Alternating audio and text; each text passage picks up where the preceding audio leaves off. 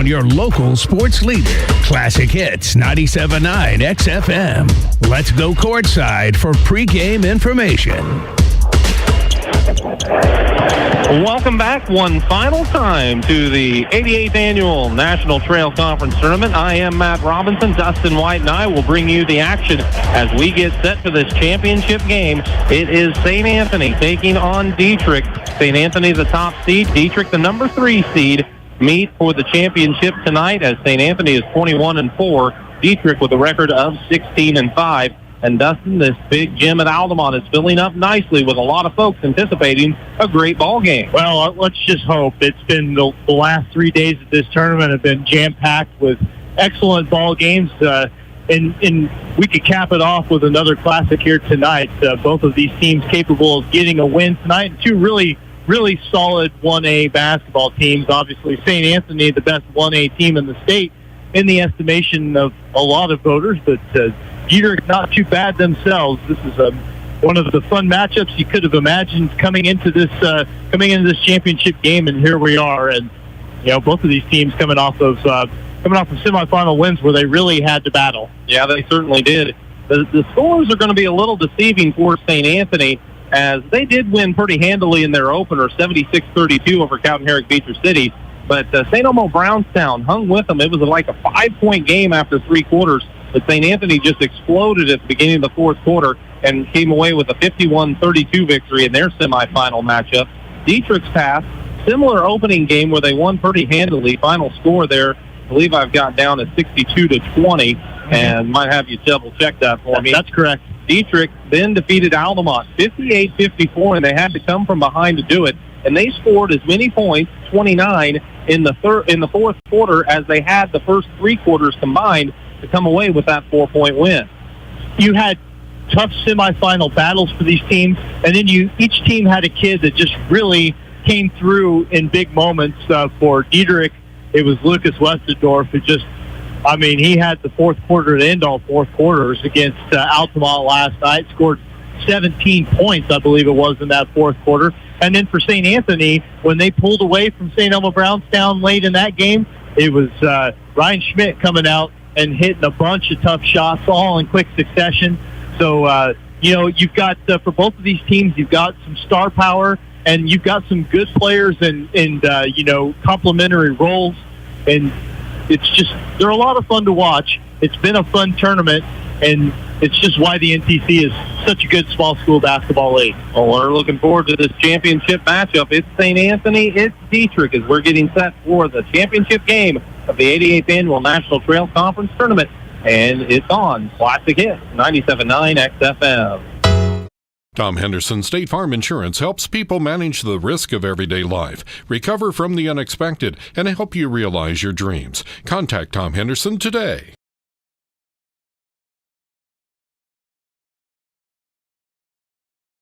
Video and audio streaming of the 2024 National Trail Conference Tournament is proudly presented by Premier Broadcasting, 97.9 XFM and KJ Country 102.3. Whether you're in the market to purchase a new or pre-owned vehicle, Northside Ford on North Keller Drive in Effingham will find a vehicle that works for you. Check out Northside Ford's selection of cars, trucks, and SUVs today.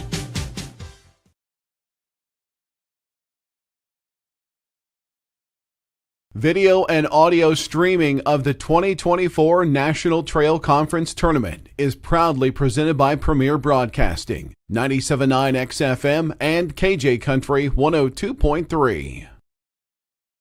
Person-to-person money transfer. Easy, the way it should be. Learn more at crossroadsbank.com. Crossroads Bank. Equal housing lender. Member FDIC. Compass Advisory Group is here to guide you in the right direction for all of your investment and insurance needs. Contact Kurt Strohmeyer or Corey McDaniel at 217-347-9697.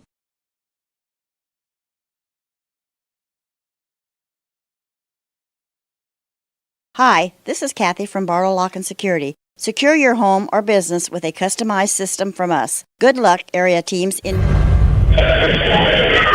Welcome back to the 88th Annual National Trail Conference Tournament Basketball Championship game as we get set for St. Anthony and Dieterich. As the atmosphere, it is a great one. Both student sections already on their feet. They're on the opposite end of the gym of the Horseshoe from our broadcast perspective, kind of a top in the crow's nest as we are behind the west basket here at Altamont's Horseshoe-shaped gymnasium. Well, the fun thing about it is, of course, the fan bases show out for these games, but then you just look around the gym, and as it's filling up when they open the doors, you see the people, just the interested parties, just the people who are here every year or most of the time that they just want to be here for this. And that's another thing about the atmosphere at this tournament. It means so much to so many people that they don't care who's playing. They just want to be in the gym. They just want to be a part of the scene. And you know what? That includes me and you. Yeah. We're here because we want to be here, and we have the awesome opportunity to be a part of the broadcast here this evening.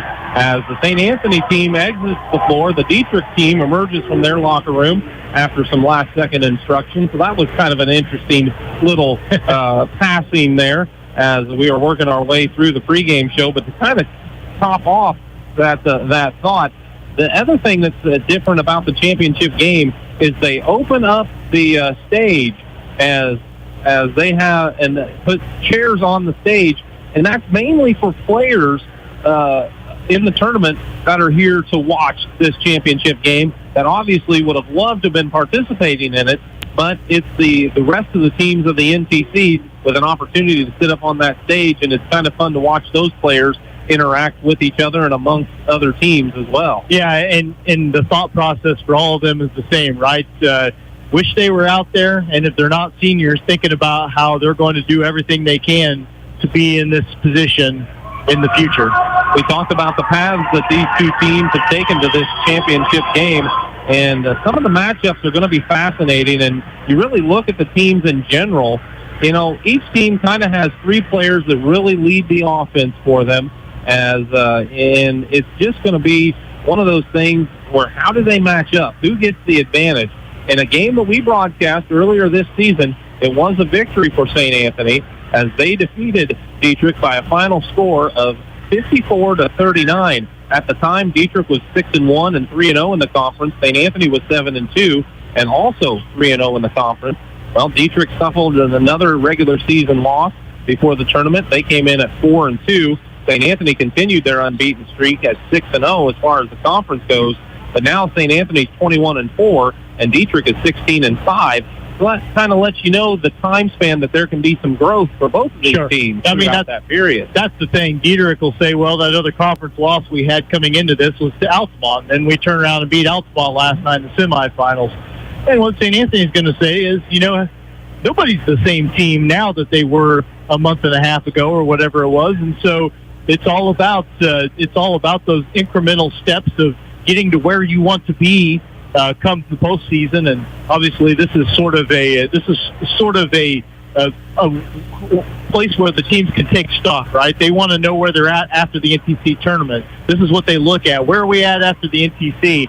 And both of these teams have gotten better, and you really expect the best is yet to come for them. That's very true. Dieterich had quarters of 12, 9, 9, and 9 for their total of 39. So obviously holding a team like Dieterich to single digits in 3 of the 4 quarters is really a feather in the cap of the Bulldogs. But I've seen Dietrich's defense, since that game, and they have really seemed to improve with their man-to-man defense and the intensity of it. And that is going to be something that will be a little different, I believe, from the first game till now. Yeah, I mean, and both of these teams have kind of that triumvirate of high-scoring options. And the thing for Dieterich is, they don't run into too many teams that defend like St. Anthony does. And so they have to figure out how to deal with that one. 1 or 2 of them get taken away. We will see. But it's going to be a fun one. And, Matt, we'll better take one more break. Yep, we'll slip in a quick break here of 60 seconds, come back with the national anthem, and get you set with the starting lineup as it's St. Anthony and Dieterich here on Classic Hits 97.9 XFM. Since 1937, Geckner Brothers has been proud to support local and area teams, and that continues with this year's NTC tournament. Best of Success area teams from the family at Geckner Brothers. Washington Savings Bank is here for you through every stage of life. We make banking easy and convenient.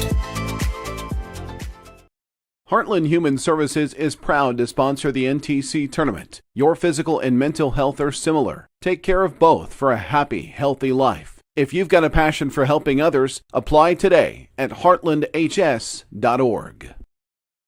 Video and audio streaming of the 2024 National Trail Conference Tournament is proudly presented by Premier Broadcasting, 97.9 XFM and KJ Country 102.3.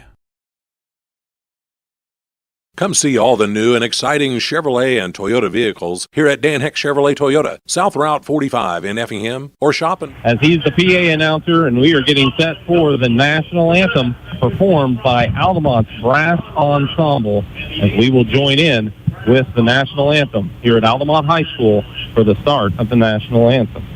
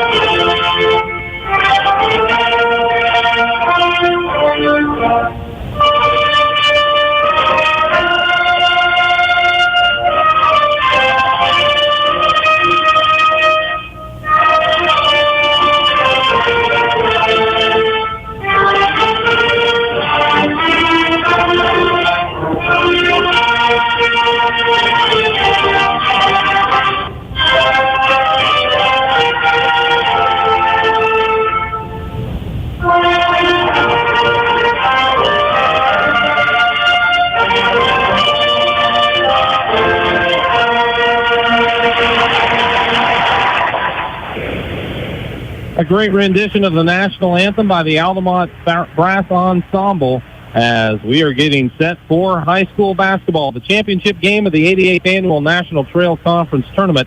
And, boy, it's just part of the pageantry here, Dustin, to hear that version of the national anthem.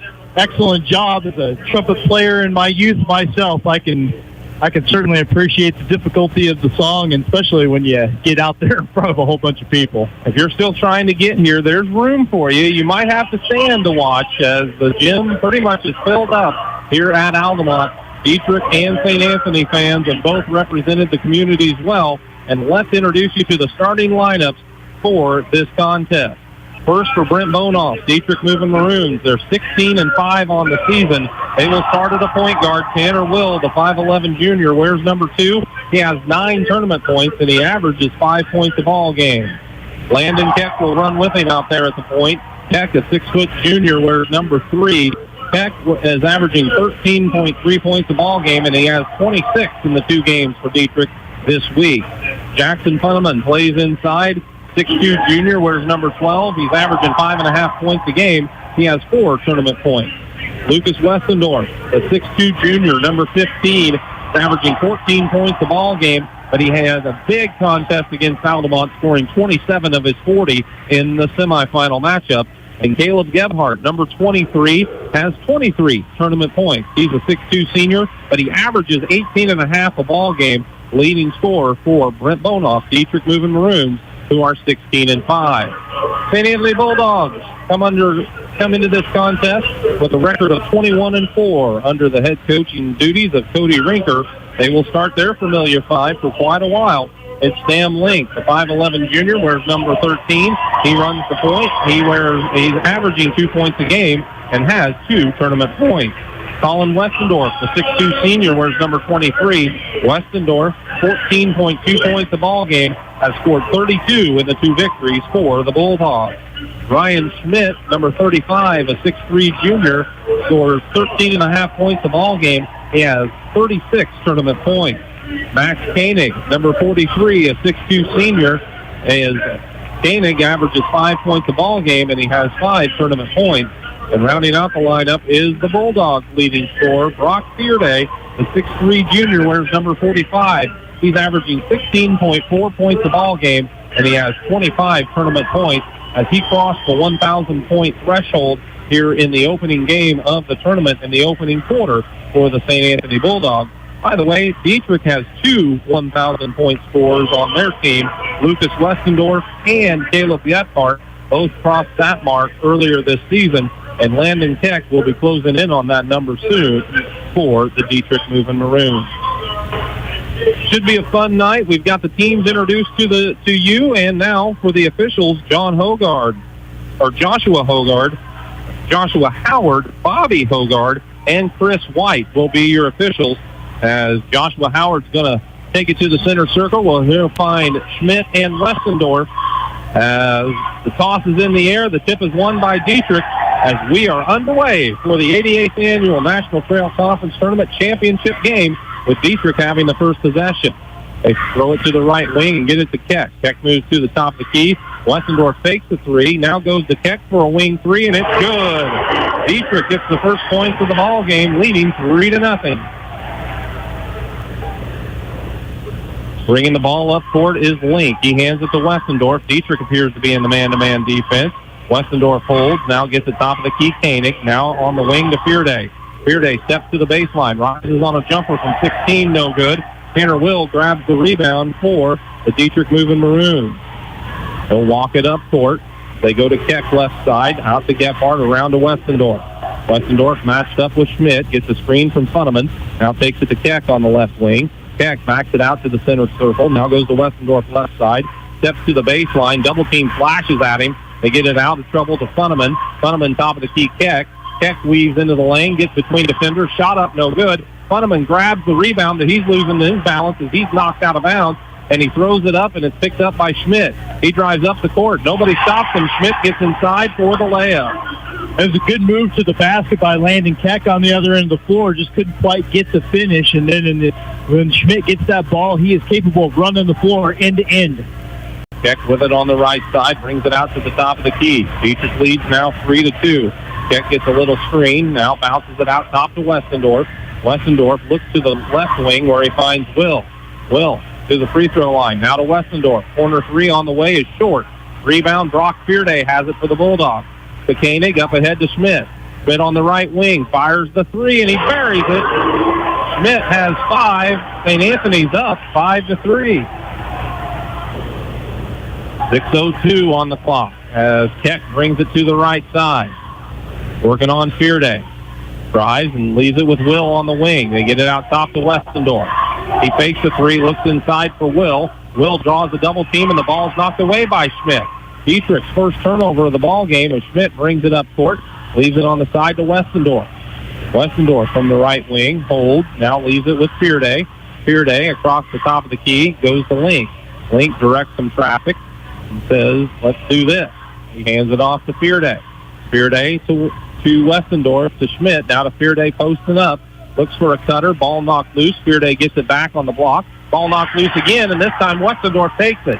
St. Anthony's first turnover. Westendorf drives towards the basket on the left side. Shot blocked, but a foul whistled, and Lucas Westendorf will go to the line to try to tie this game up. Well, you could probably count on one hand the number of times that somebody has just picked Brock Fearday's pocket like that, but Lucas Westendorf does a good job, and then he's off to the races, gets down to the other end. It was Colin Westendorf picking up the foul. First free throw, though, off the mark for Westendorf. So the score remains 5-3 with 5:16 on the clock. Coach Cody Rinker jumping up and down to try to get the attention of his team as he wants to let them know how he wants to handle this situation. Westendorf does hit the second free throw, makes it 5-4 in favor of St. Anthony as they bring the ball up court. Cody's kids could be forgiven for maybe not hearing him very well in here right now.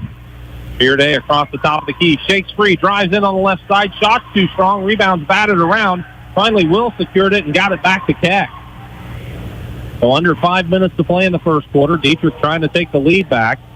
They get set up in a double screen up top. Keck goes to the right, slips and falls because he's bumped and fouled. It's going to be Ryan Schmidt out top picking up his first. 2 early fouls for the Bull. Well, not really that early. 4:49 to go, I guess. More time's gone by than I realized. Still 1 for Schmidt. So it'll be Will looking to inbound the ball from the sideline. Bobs it in backcourt to Gephardt. Gephardt hasn't touched him much. He's matched up with Westendorf. Gephardt around the screen, looks inside. That's Westendorf. Westendorf is fouled as he tries to work against Koenig and Link. And one of the Bulldogs have picked up another personal. Yeah, I mean, that shows you what St. Anthony thinks about Luke Gephardt, right? That they've got Colin Westendorf on him, but he does a good job of finding his teammate down there under the basket. Westendorf fouled by Sam Link. Inbound goes to Keck. Left wing three is good. Landon Keck has 6 of the Dieterich 7, and the Moving Maroons pull back ahead 7-5. Well, and you kind of thought that if Dieterich was going to be competitive in this game, it's going to come to Landon Keck. He's kind of their third option, but he's capable of filling it up, and so far he's done it. Nick across the top of the key, looks in the corner to Fearday. He's on the right side, back out top to Link. Link to the left wing to Schmidt. He'll drive the left baseline, hesitates, now makes a move underneath. Pretty move. Buddy. Ryan Schmidt has 7, and he's tied the game at 7. That was awfully pretty for Schmidt there. Westendorf runs it up the left side, flips it back to Keck, back to Westendorf, left corner 3, no good. Rebound Fearday, took it away from his teammate Westendorf. Got it to Schmidt. He wanted to throw it up court, but Dietrich was back defensively. They go top of the key, Westendorf. Now to Koenig, working from the free throw line. Gets into the lane, gets tied up as Gephardt came over to help. But one official says jump, the other says we've got a foul. They're going to talk it over. And it is going to be a foul whistled against Dietrich. And I think that's probably the right call there. So, foul whistled against Funneman.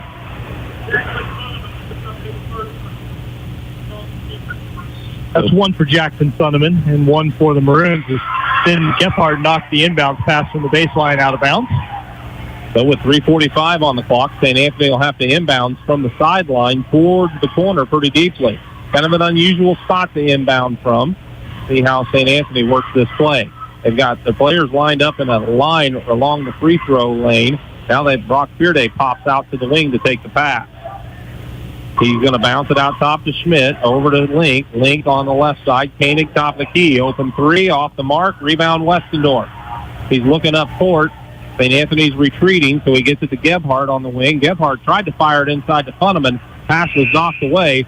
Funneman had snuck behind the defense, but St. Anthony knocked it out of bounds. A couple of subs getting in for St. Anthony as Link and Koenig take a seat, and Nick Ruhal gets in along with Brady Hatton. Usual thing you see toward the back half of the first quarter, those two guys. Inbounds pass off the mark. Gephardt couldn't handle it. It's taken by Westendorf. He drives up the court, and he lost it as he got into the lane. And we've got the officials talking about it. But it's got to be a travel here. Either a travel or a foul, I guess. That was Dieterich's second turnover on the other end of the floor.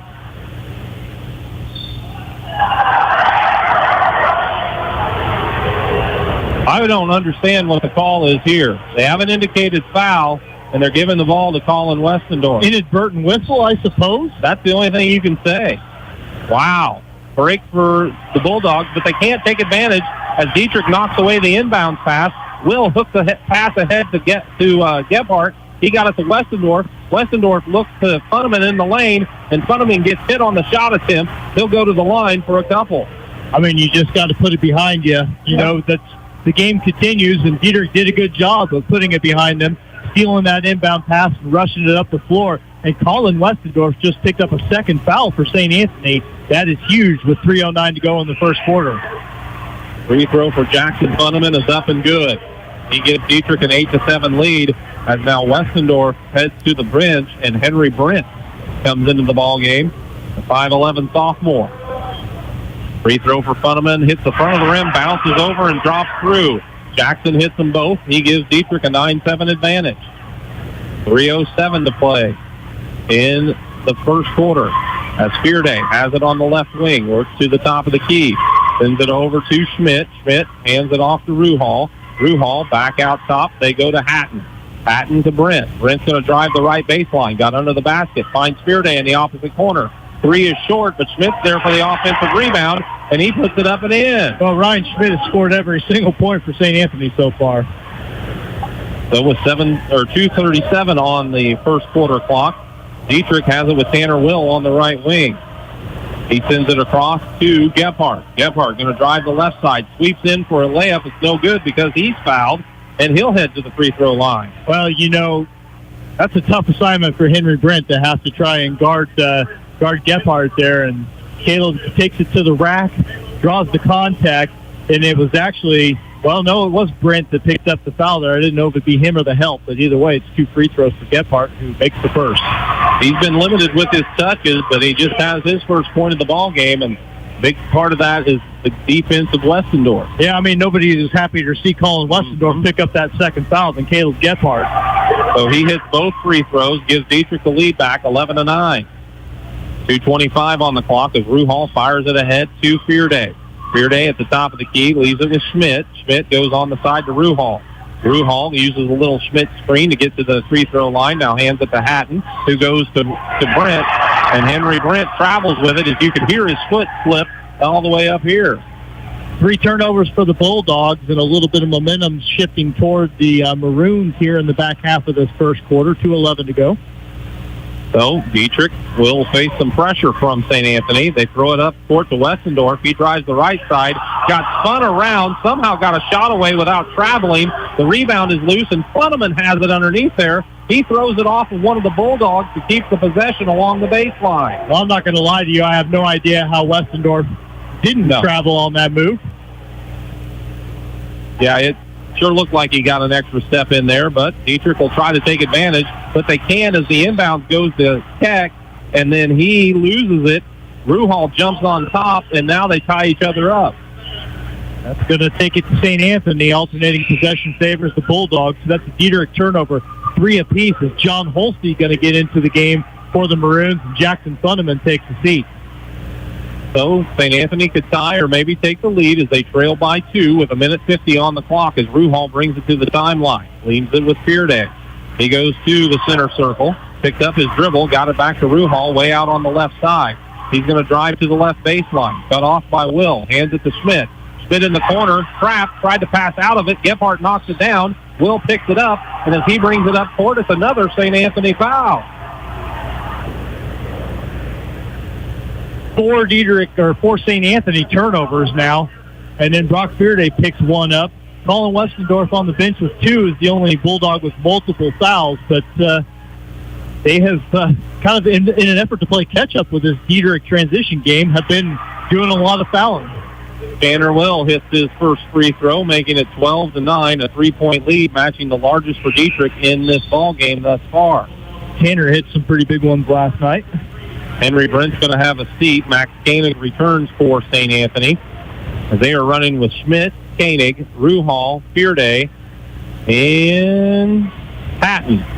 Free throw good for Will. He hits them both. It's 13-9 in favor of Dieterich. Ruhal brings it up court. Looks it over, goes to Fearday right side. Gets a screen out top from Koenig, passes it across to Hatton. Hatton to the left wing where he gives it to Ruhal. Out top to Koenig. Koenig holds, trying to get it to Schmidt. Schmidt out on the wing is kind of looking like he's posting up against Keck to catch the pass. He dribbles to the top of the key, now out top to Hatton. He leaves it with Fearday on the wing. Fearday to Koenig. They go to Ruhal. Ruhal on the right side takes advantage of a defensive overplay. Stops and pops the jumper. It's good from 15, and Nick Ruhal makes it 11-13. Ruhal is a role player on this team, but he is not afraid to take a shot. Now we've got a foul on Dieterich as they were trying to set a screen. Yeah, they whistled John Holste for a illegal pick, so it'll be a turnover for the Moving Maroons. Just under a minute to play in the first quarter. First foul, Dieterich second, and 4 turnovers for the Maroons. So Ruhal's directing traffic from the center circle as they're trying to set up a play. He crosses the timeline, working on Will, bounces it in the post to Schmidt. Schmidt leans into one defender. As a man fell down, he's going to be called for the block. Landon Keck is the guilty party there. He's trying to draw the charge on Schmidt as he backed him down. Instead, Landon picks up his first personal, third for Dieterich. So with 40 seconds on the clock, Ruhal will be the trigger man as they line up in an eye in front of him. They bounce it into Hatton. He catches, puts it off the glass from 5 feet and scores. We're tied at 13 with 30 seconds to play here in the first quarter. Nice little inbound play. Gebhardt picked up by Hatton. He bounces it underneath the Keck, who makes a tough shot, catch inside, puts up a shot, got hit as he'll go to the line. He couldn't get the shot to fall, but another St. Anthony foul. That's Brock Bearday's second foul. And I don't know, there was a pretty fair bit of contact on that shot. Well, this is the difference in the game, how it was ref the other night versus a tighter call with the whistles tonight. Keck's free throw is up and good. He has 7, and it's now 14-13 in favor of Dieterich. Cannot forget on that play, by the way, the pass from Gephardt from out top set that all up to the cutting Keck. This free throw rattles around and drops through. He has 8 now in the ball game, and it's 15-13 with 20 seconds on the clock. St. Anthony bringing the ball up, trailing by 2. Brock Bearday, who just picked up his second foul, is still on the court for St. Anthony as he dribbles it over to the left side, now brings it right. Curls around the three-point arc, sits down in the right corner, picks up the dribble, has to go out top to Schmidt. He is open for a 3. He banks it in at the end of the first quarter. Ryan Schmidt with 12. St. Anthony carries a 1-point lead into the second period of action as they lead Dieterich 16-15 at the 88th Annual NTC Tournament Championship game on Classic Hits 97.9 XFM. For over 30 years, SPS has been providing care to the surrounding area. Specializing in around-the-clock and hourly care, we focus on in-home and nursing home care. If you need help with your loved ones, call Mitchell or Sherry today at 217-690-3240. Dieterich Bank is proud to sponsor the NTC Tournament. Dieterich Bank, Equal Housing Lender, member FDIC.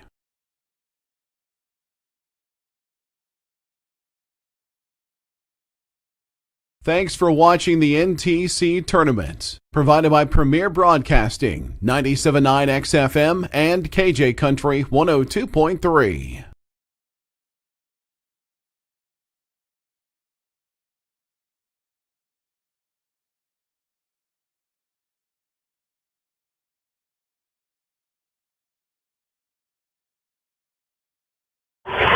(16-15) after the first quarter. St. Anthony leads by 1. St. Anthony was 7 of 11 from the field in that first quarter. Ryan Schmidt 5 for 5. They didn't shoot a free throw. They were 2 for 4 from three-point range. Dieterich 2 out of 6.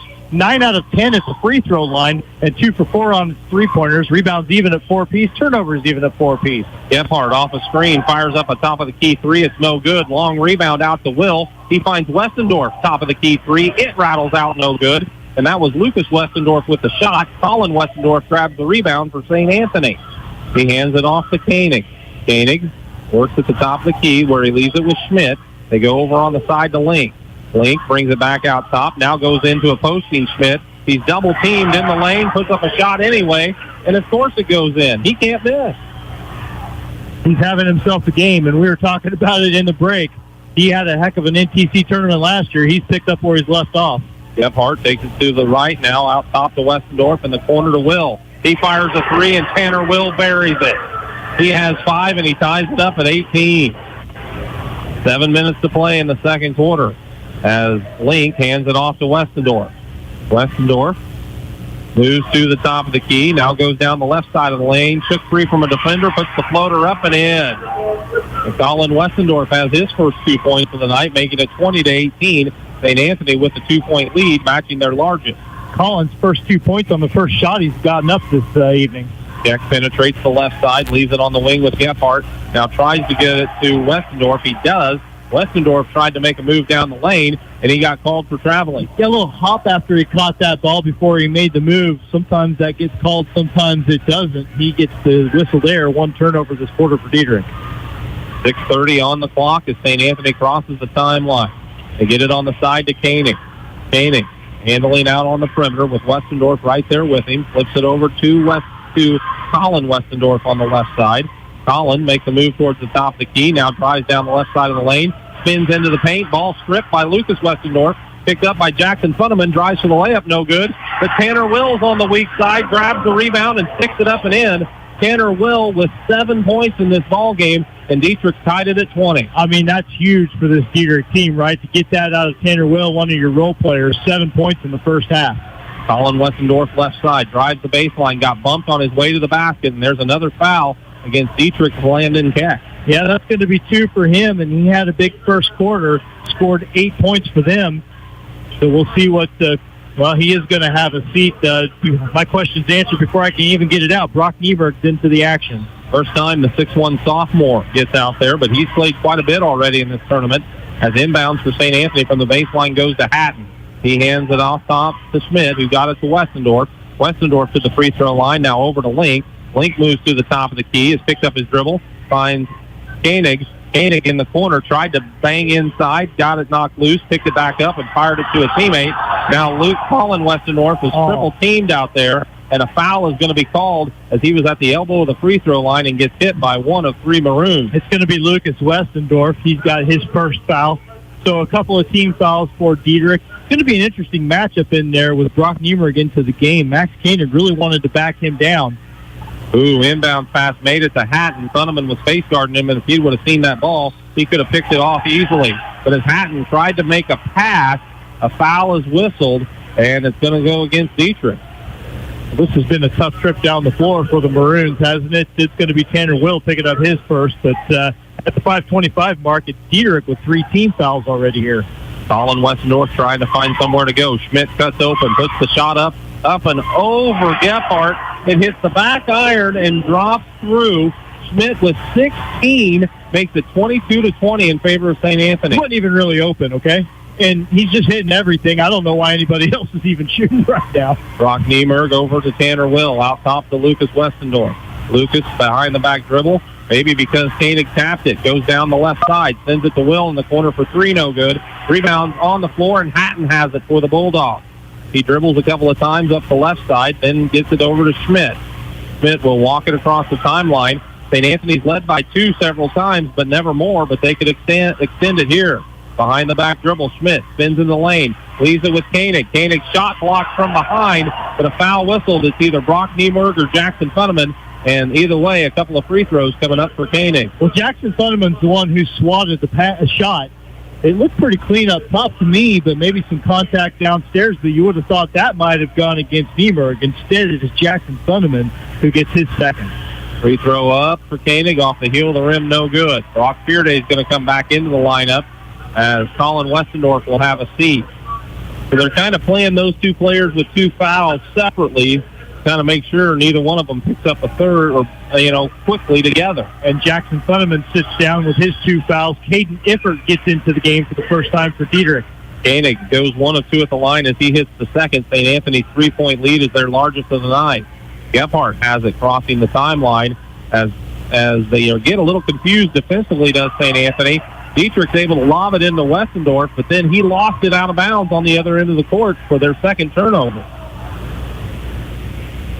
So it's 23-20 with 4:25 on the second quarter clock. Brock Fearday takes over the point guard responsibilities this trip. He crosses the timeline, and Dietrich's in his zone defensively, a 1-2-2 look.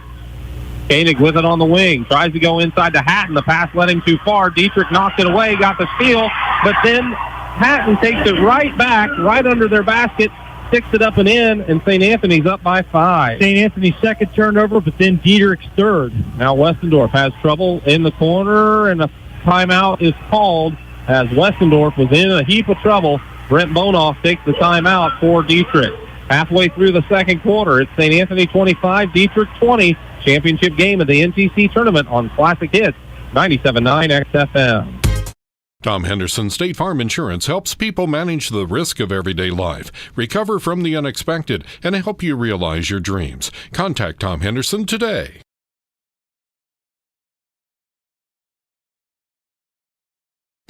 Whether you're in the market to purchase a new or pre-owned vehicle, Northside Ford on North Keller Drive in Effingham will find a vehicle that works for you. Check out Northside Ford's selection of cars, trucks, and SUVs today.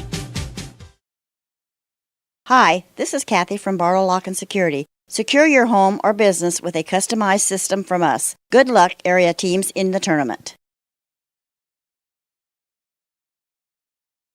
Thanks for watching the NTC Tournament, provided by Premier Broadcasting, 97.9 XFM and KJ Country 102.3.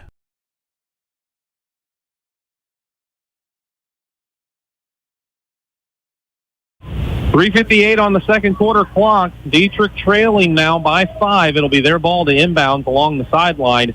deep towards their corner. Yeah, I mean, that was a timeout that Coach Bonoff needed to take for Dieterich because, like you said, going into the break, it was a world of trouble that Westendorf was in the corner there. But right now, Dieterich needs a bucket. They bounce it out to Gebhardt with the inbound. He weaves into the lane, slips, and a foul is called. Boy, I'll tell you what, to me it just looked like a feet came out from underneath him. Now, maybe there was some contact up top, but Brady Hatton's going to be the guy who picked up the foul for the Bulldogs. It's on the opposite end of the court for us, so sometimes it's hard to see. All I can base it on is there wasn't much objection from the St. Anthony bench or anything. Dietrich triggers the baseline inbounds out to the arc, and Caleb Gebhardt buries a wing three. He has 5 now in the ball game, and Dietrich back within 2. Westendorf has not scored much tonight, but that was his 4th assist, and a couple of those have been on those baseline inbound plays. Patton on the wing, leaves it with Fearday in the corner to Schmidt, firing a 3. Oh, my goodness. Ryan Schmidt with 19 of St. Anthony's 28, and the Bulldogs keep finding him. Niemer has it top of the key, leaves it with Gebhardt. Gebhardt moves it back over to Will. Will and Ruhal bump into each other. Will picks up the ball, leaves it with Niemerg on that right wing. Now Lucas Westendorf sets the screen. He rolls to the basket, makes the catch inside, and there's a foul whistled as he was amongst the trio of Bulldogs, and I believe this one's Schmidt. It's going to be his second, so the only thing that appears that could possibly stop him at this point is if he were to pick up another foul here. As it is, you have to be a little more careful in this first half. They rule that on the catch, so it'll be Dietrich ball out of bounds. And I think that's the right call. St. Anthony will now send Colin Westendorf in the ball game. They're going to get Ryan Schmidt out of there. It'll be his first break, and with 2 fouls, they can't afford him to pick up a third. Yeah, I mean, it's a pretty good move on Cody's part. Inbounds to Gebhardt, another wing 3, another made 3. Cody Gebhardt with back-to-back threes gives Dietrich pulls them within 2 here, 28-26. Fearday finds himself open for a wing 3 after one pass. It's off the front of the rim and out of bounds. It's going to be Dietrich ball with a chance to tie or take the lead. It's a pretty quick swing of things here with Gebhardt hitting back-to-back three-pointers. And, yeah, now you got this possession where you could completely get back out in front. Gebhardt to the right side. Ball got stripped. It's knocked loose in the backcourt. Tanner Will saves it for Dietrich. Goes to Brock Nieberg, a wing 3. It's no good. Rebound grabbed out of there by Koenig. Got it to Ruhal, who brings it up the right side on the dribble. Gets into the lane, kicks it out to Colin Westendorf. Left wing 3 is good. Colin Westendorf has 5 now, and St. Anthony's back up 5, 31-26. Gebhardt brings it across the timeline. Double team. Picks up his dribble. Hooks the pass out top. Westendorf caught it right in the center circle at the timeline. Tried to drive into the lane. Hatton comes off his man to get the steal. Drives for the right-handed layup. Challenges Gebhardt. Hatton gets the shot to fall. And a 30-second timeout is taken by Dietrich as they now trail by 7. 33-26 the score. 2:03 to play in the second period. We'll be back in 30 seconds on Classic Hits. 97.9 XFM. Washington Savings Bank is here for you through every stage of life. We make banking easy and convenient. Video and audio streaming of the 2024 National Trail Conference Tournament is proudly presented by Premier Broadcasting, 97.9 XFM and KJ Country 102.3. 2:03 to play in the second quarter. 33-26. St. Anthony has the 7-point advantage, their largest lead of the game. Well, you kind of wondered what the Bulldogs were going to do with Ryan Schmidt sitting with a little bit of foul trouble. And what they do, Brady Hatton getting a steal running the floor. You had Colin Westendorf hit a big shot. Some other guys picking up the slack here, and they've got the 7-point advantage. St. Anthony in the man-to-man. They've pretty much been there the whole game as Westendorf has it top of the key. Lucas gets it out top to Brock Niemerg. Wanted to go inside, but couldn't find Gebhardt. Hands it off to Lucas Westendorf. He's around his man, drives all the way to the left side, lays it up and in. So Lucas Westendorf just has his 3rd point of the ball game, but it comes when Dietrich really had to have something. And kind of a slippery move there where he drives in and kind of steps around the guy, avoids the contact. Koenig with an out top, goes to Colin Westendorf, now baseline Ruhal. Drew Hall brings it back out to the wing, tries to curl to the top of the key, instead bounces it out to Hatton. They go to Colin Westendorf on the left wing, matched up now with Lucas Westendorf after a switch. They get it to Fearday. Fearday around the screen, bangs into the lane, leans in, wild shot with the right hand, no good. Hatton offensive rebound, he misses it. This rebound tapped out and controlled by Colin Westendorf. So St. Anthony will have another opportunity this trip to add to their 5-point lead. Boy, Brady Hatton has done some nice things in this game, hasn't he? Yeah, he keeps plays alive. And he is a weapon off the bench. Fearday uses a little screen but can't take advantage, backs out towards the timeline. Coach Brinker says spread out. That's what the team does, as they go four corners with a man kind of at the top of the key, more towards the center circle. It's Westendorf right now with the ball, as he's working on Westendorf. And Westendorf gets called for a foul as Lucas reached in and fouled Colin. Trying to poke that one away, picks up his second foul. So you got Keck, Funderman, and Westendorf, all with two personals for Dieterich. That is still that's the fifth team foul, so that's going to put Westendorf to the line for the bonus. The changes for both teams, as Keck comes to the bench, so does Lucas Westendorf. Jackson Funderman's back, and Caden Iffert's back for Dieterich. St. Anthony. Henry Brent tried to get into the game, I guess, before. Well, they allowed players to exchange before they realized it was a free throw opportunity. So now everybody's got to go back and come back in. He's going to shoot two anyway. Right. So it's the administration of it. But half of the players had checked in, half hadn't. It ultimately doesn't matter, but no. I guess the rules are the rules. You got to do it the way it's supposed to be done. So now Colin Westendorf will have his opportunity. The free throw is up and good.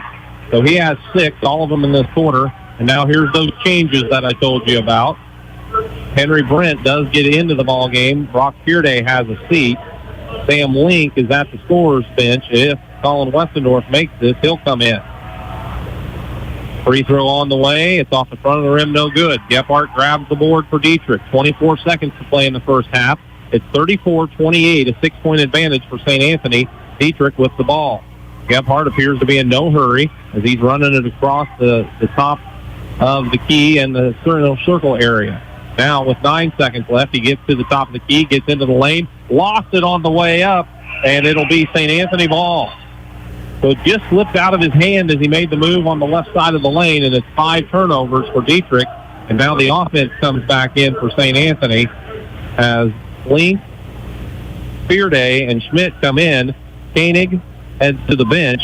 St. Anthony's got Westendorf, Schmidt, Fearday, Link, and Hatton on the court.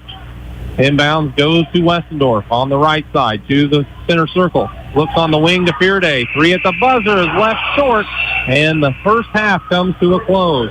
Good look for the Bulldogs. They just couldn't capitalize, but they still maintain the 6-point lead as the teams head into the locker room. 34-16 or 34-28 to score as the teams head to the locker room.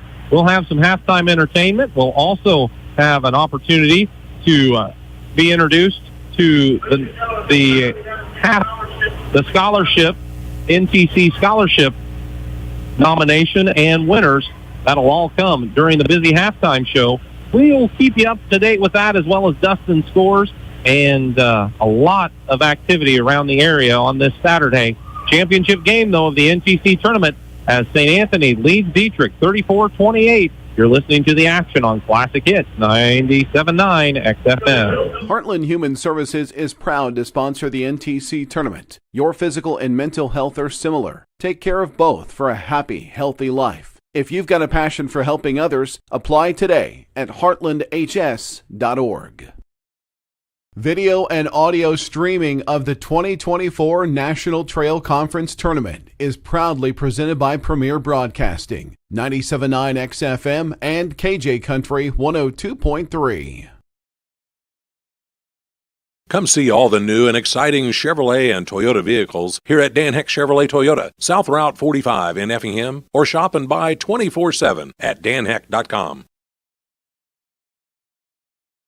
Person-to-person money transfer. Easy, the way it should be. Learn more at crossroadsbank.com. Crossroads Bank. Equal housing lender. Member FDIC. Video and audio streaming of the 2024 National Trail Conference Tournament is proudly presented by Premier Broadcasting, 97.9 XFM and KJ Country 102.3. Tom Henderson State Farm Insurance helps people manage the risk of everyday life, recover from the unexpected, and help you realize your dreams. Contact Tom Henderson today.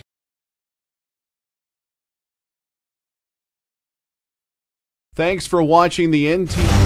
This is the Compass Advisory Group Halftime Show. For all of your insurance needs, contact Corey McDaniel at 347-9697. We welcome you back to Altamont High School, 88th Annual National Trail Conference Tournament Championship game.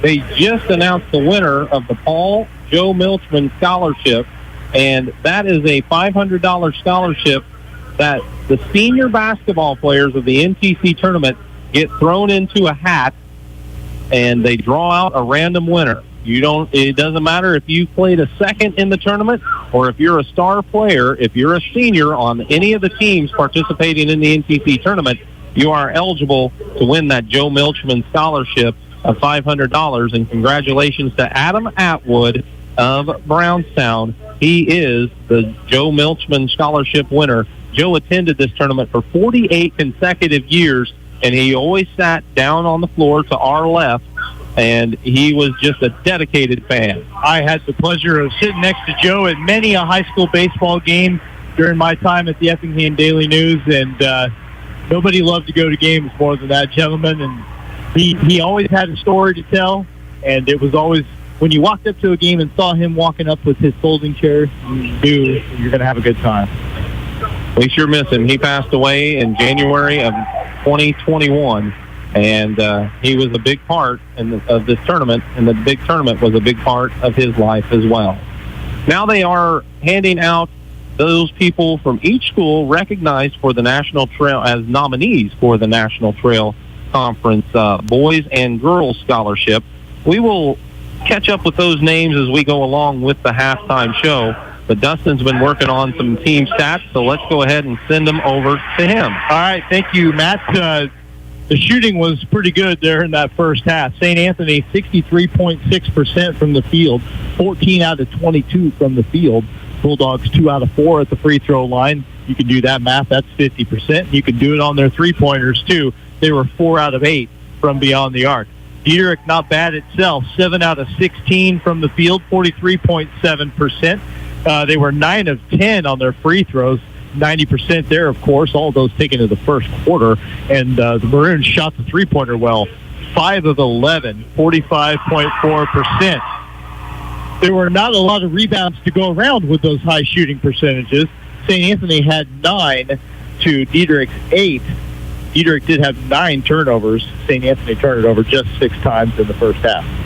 And I've got the team, the individual numbers ready, so why don't we go ahead and go through those. For the Dieterich Movement Maroons, 8 points apiece for Landon Keck and Caleb Gephardt lead the way. Keck is 2 for 3 from the field, 2 out of 2 at the free throw line. Both of his makes were three-pointers. Did all that scoring in the first quarter. Caleb Gephardt scored 6 of his 8 in the second quarter. He was 2 out of 3 from the field. All those attempts from beyond the arc. And he also went 2 for 2 at the free throw line. 7 points for Tanner Will, 2 out of 3 from the field, including 1 for 2 on his 3. Had a 2 for 2 trip to the free throw line and grabbed the team high 4 rebounds. Lucas Westendorf, 3 points on 1 of 5 shooting. He was 1 for 2 at the free throw line, had a rebound, and also dished out 5 assists. Caden Niffert and John Holsey, they played but did not attempt a shot. Brock Niemerg, he was 0 for 1 from the field. That attempt was from three-point range. For St. Anthony, 19 points for Ryan Schmidt.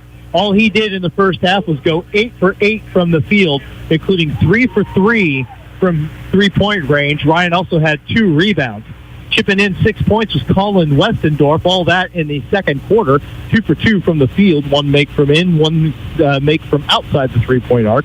Also had a 1 for 2 trip to the free throw line and grabbed a couple of rebounds. Also 6 points off the bench for Brady Hatton. 3 out of 4 from the field. A couple of rebounds for him. Nick Ruhal made the only shot he took, so he had 2 points. And then Max Koenig, he was 0 for 1 from the field, had a 1 for 2 trip to the free throw line. Brock Bearday has been held off the scoreboard so far, 0 for 6 from the field. He did have 2 rebounds and an assist. And Sam Link, he played for the Bulldogs in the first half. He started for the Bulldogs. He did not attempt a shot in the first 2 quarters of play. So St. Anthony with quarters of 16 and 18. Dieterich with quarters of 15 and 13. It's a 34-28 Bulldogs lead here at halftime of this National Trail Conference championship game at Altamont. Thank you very much, Dustin. They're about to announce the winner of the NTC Boys and Girls Scholarship Award winner, Student Athlete Award winner. You have to be an athlete, doesn't matter the sport, and you also are based on your academic accolades as well, as they have introduced all of those kids representing all of the schools from the NTC. We will run through that list of names after they announce the winners here, as they're taking some pictures here, group pictures, with all of the kids that are here. And now, kids, if you turn around, please, and face the other side. And now they ask the kids to turn around and face the other side of the gym. And those folks on that side can get some pictures. Really neat thing that they started here several years ago.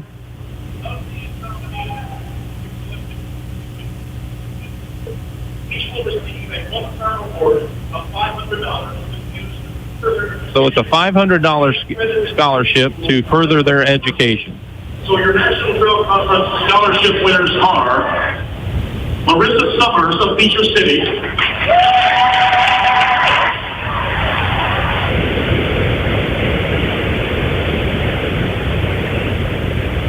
and the Silas Hortenstein of Windsor. So if you couldn't pick it up on the microphone from the PA announcer, Scott Beal, your winners are Marissa Summers of Beecher City and Silas Portenstein of Windsor Sioux Straws. That is your $500 winners, one-time winner of the $500 scholarship for the Scholar Athlete Award here in the NTC. I had been wondering why Marissa Summers' name hadn't been showing up in the box scores for CHBC basketball lately. Well, she's out there on crutches right now, so I think that question is answered. But hats off to all the kids that are out there being recognized. Quite a night for them, I'm sure, to be out there in front of the folks here in Altamont. And let's run through those lists of students that were nominees for these awards. From Altamont, Eli Miller and Raylyn Myers. From Beecher City, Lane Jones, and the winner, Marissa Summers. From Brownstown, Adam Atwood and Lexi Seabaugh. From Cowden Herrick, it was Clayton Wojcik and Carly Smith. From Dieterich, Gabe Jackson and Ruby Westendorf. From Neoga, Trey Sheehan and Megan Baker. From North Clay, Jesse Widener and Maya Ballard. From St. Anthony, James Emmerich and Stacy Vonderheide. From St. Elmo, Josiah Maxey and Macy Gammon. From South Central, Jacob Smith and Brooke Cowger. From Sioux Straws, Henry Vonderheide and Anna Albert. And from Windsor, Silas Hortenstein, the winner of the Boys Award, and Annalise Aiden. So congratulations to all of those young men and women on being recognized by their schools, and congratulations to Marissa Summers and Silas Hortenstein, winner of the $500 Scholar Athlete scholarships from the National Trail Conference, and also to the Paul Joe Milchman Scholarship winner, which was Adam Atwood, of $500 for being a senior boy that participates in the NTC tournament. We'll take a break. We'll come back with more halftime information as you can hear the Altamont drum line entertaining the crowd here at the half of the NTC championship game, where St. Anthony leads 34-28 here on Classic Hits 97.9 XFM. Whether you're in the market to purchase a new or pre-owned vehicle, Northside Ford on North Color Drive in Effingham will find a vehicle that works for you. Check out Northside Ford's selection of cars, trucks, and SUVs today.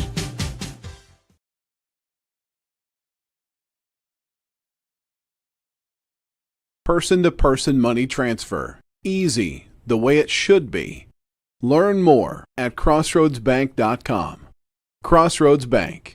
Equal housing lender. Member FDIC.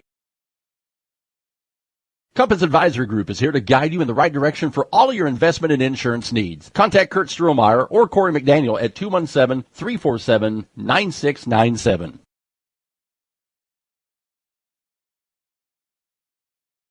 Video and audio streaming of the 2024 National Trail Conference Tournament is proudly presented by Premier Broadcasting, 97.9 XFM and KJ Country 102.3.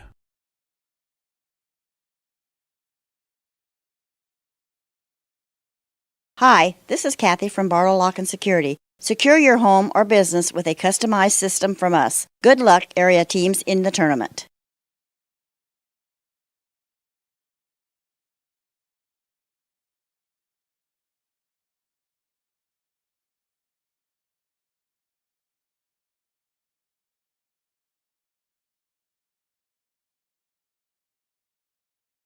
Altamont as St. Anthony has the lead over Dieterich by 6 points.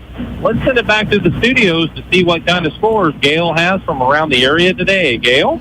All right, in boys high school action this afternoon, Chester defeated Sisney 57-51 at the Pinckneyville Panther Showcase. In game number 3, Muscuda defeated Carbondale 37-26. In game 4, Triad over Waltonville 60-45. Game 5, Centralia over Teutopolis 58-24. I do not have a final on the 6th or 7th game from that tournament. In girls high school basketball action this afternoon, Robinson defeated Neoga 59-36. Newton over Marshall 64-42. Breeze Central defeated Teutopolis 46-35. The Effingham Lady Hearts, they defeated Mahomet Seymour 57-39. The Hearts record is now 23-4. So congratulations to the Lady Hearts. And St. Anthony defeated Pana this afternoon by a score of 79-34. In the junior high regionals, real quick, Class 1A Sacred Heart Regional, Sacred Heart over Sigel St. Michael 45-18. It was Newton St. Thomas over Oblong 49-19. Neoga defeated Windsor there 40-31. In the Class 2A St. Elmo Regional, South Central over Cowden-Herrick 50-37. St. Anthony over Altamont 73-18. And Stu Straws defeated St. Elmo 47-23. In the T-Town Regional, Class 3A, Lawrenceville Parkview over Robinson Nettle 54-36. Jasper County Newton 52, Marshall 20. Shelbyville Moulton defeated Cumberland 29-18. And in our Class 4A Effingham Regional, Mount Zion over Decatur Stephen Decatur 44-36. Effingham with the win over Mattoon 54-29. And in college basketball, the Illini defeated the Indiana Hoosiers this afternoon by a score of 70-62. All right, Gail, we appreciate your work back at the studios all day today and here at the National Trail Conference Tournament. In the 7th place game, it was South Central defeating Cowden-Herrick Beecher City 45-42. Consolation Championship went to North Clay 66-49.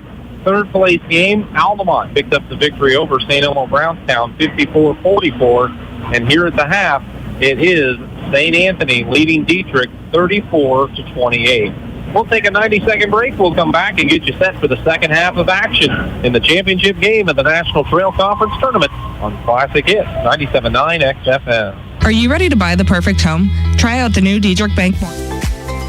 Washington Savings Bank is here for you through every stage of life.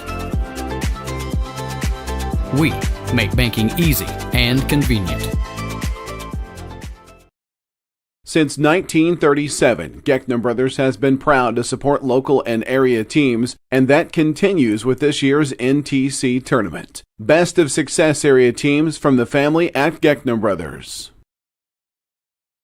Heartland Human Services is proud to sponsor the NTC tournament. Your physical and mental health are similar. Take care of both for a happy, healthy life. If you've got a passion for helping others, apply today at heartlandhs.org. Thanks for watching the NTC tournament, provided by Premier Broadcasting, 97.9 XFM and KJ Country 102.3. From everyone at Northside Ford, our service team Dieterich Bank is proud to sponsor the NTC tournament. Dieterich Bank, Equal Housing Lender, member FDIC.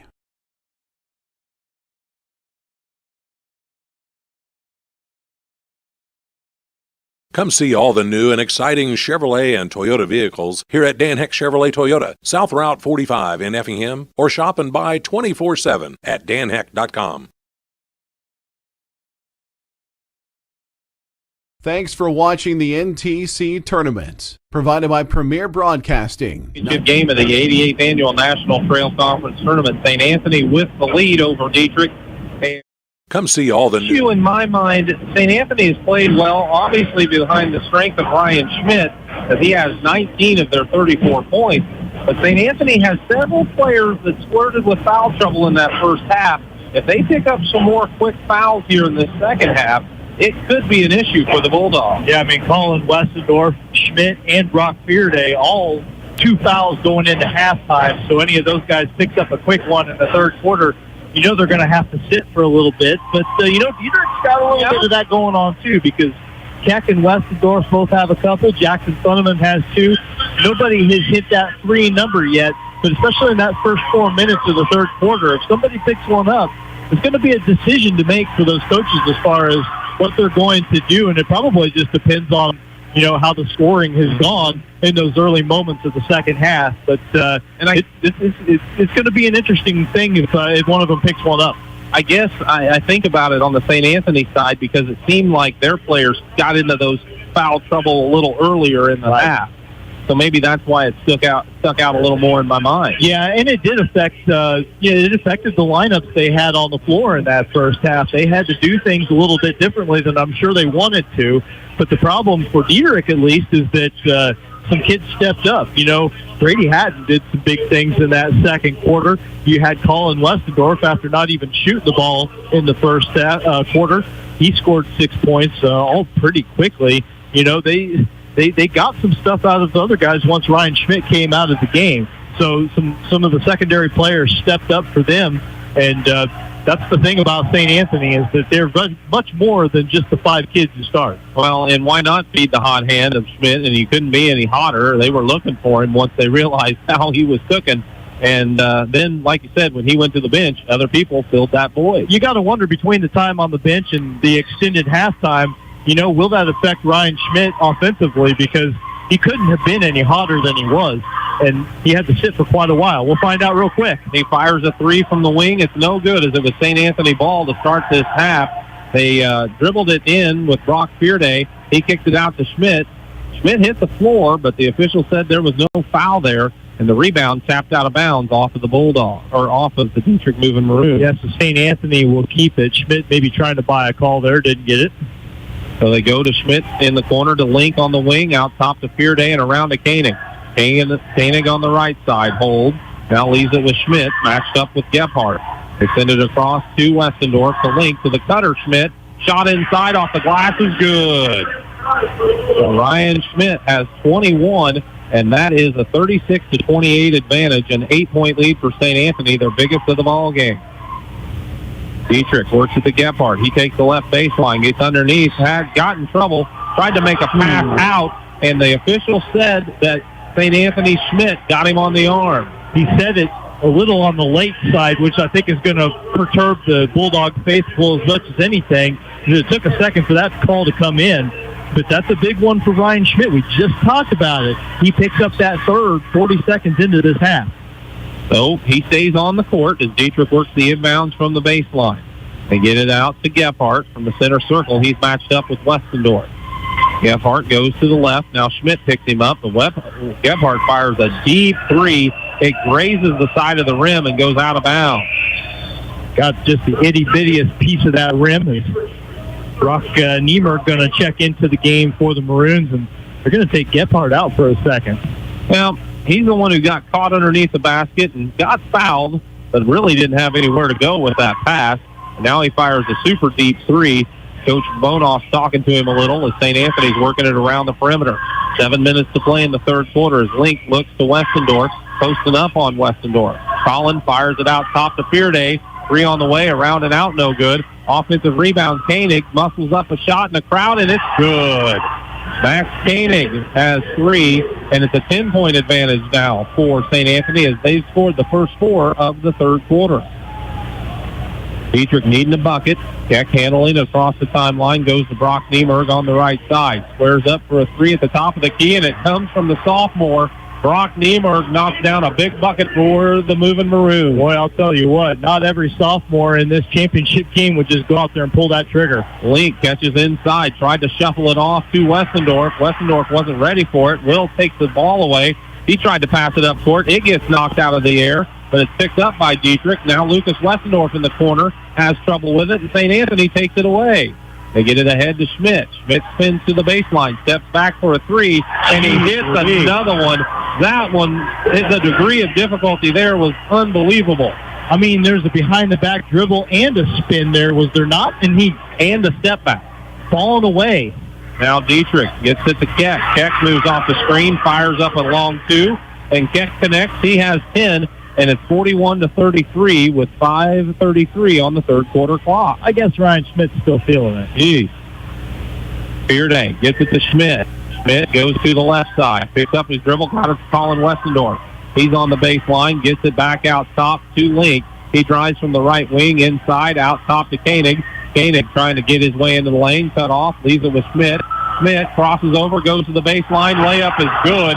Ryan Schmidt has 26, and it's just been an unbelievable half and then a half of a quarter here, as with 5:06 to play in the third period. It is Dieterich taking a timeout. We'll be back in 30 seconds on Classic Hits 97.9 XFM. Person-to-person money transfer. Easy, the way it should be. Learn more at crossroadsbank.com. Crossroads Bank. Equal housing lender. Member FDIC. Tom Henderson State Farm Insurance helps people manage the risk of everyday life, recover from the unexpected, and help you realize your dreams. Contact Tom Henderson today. .506 to play in the third quarter. 43-33. St. Anthony leads Dieterich behind the strength of Ryan Schmidt. 26 points here through the first half and 3 minutes of this third quarter. He's missed one shot, and that was that three-pointer right at the beginning of this half where he kind of ended up in a seated position after he shot the ball. But the last couple he's made, I mean, that three-pointer stepping back and then that move to the basket, boy, he's just feeling great. Dieterich runs the ball up court against some pressure. They get it in the corner to Gephardt. He tried to get it out top, and Westendorf has it stripped by Koenig. He gets the steal, drives for the layup, and it's good. That's Koenig with 5. Makes it 45-33 as Ryan Schmidt is on the bench catching a breather after Brady Hatton checked in and Lucas and Ruhal's also in, replacing Link. Westendorf in the corner, rises on a 2, and it's good. Lucas Westendorf has 5, pushes it back to a 10-point contest, 45-35. Well, Dieterich needed that bucket in the worst way. There's a 3 from the wing, this time from Fearday. It's no good. Brock Niemerg, the rebound, but he's fallen out of bounds, throws it inbounds, and it's taken by Westendorf. He got it to Hatton. One shot, no. Second shot, no. Now Fearday tries to save it as his momentum's carrying him out of bounds. He wanted to throw it off of Brock Niemerg, but Brock Niemerg just caught it. He hands it back to Keck, and Keck brings it across the timeline. Drives into the lane, leaves it with Jackson Funneman, and Funneman sticks it up and in. He was set up well there by Landon Keck. So with 3:50 on the third quarter clock, St. Anthony spinning it around the perimeter to Koenig, out top to Hatton, now to Colin Westendorf, left side. They get it to Fearday, top of the key. He drives the left side, layup, good.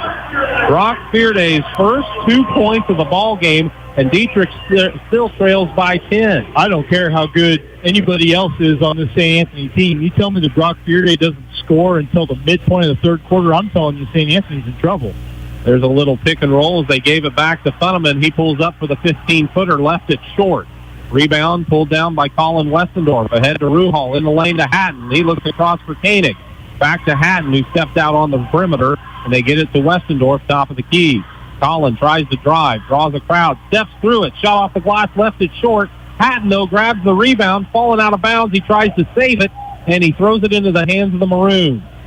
Gephardt bringing it up court.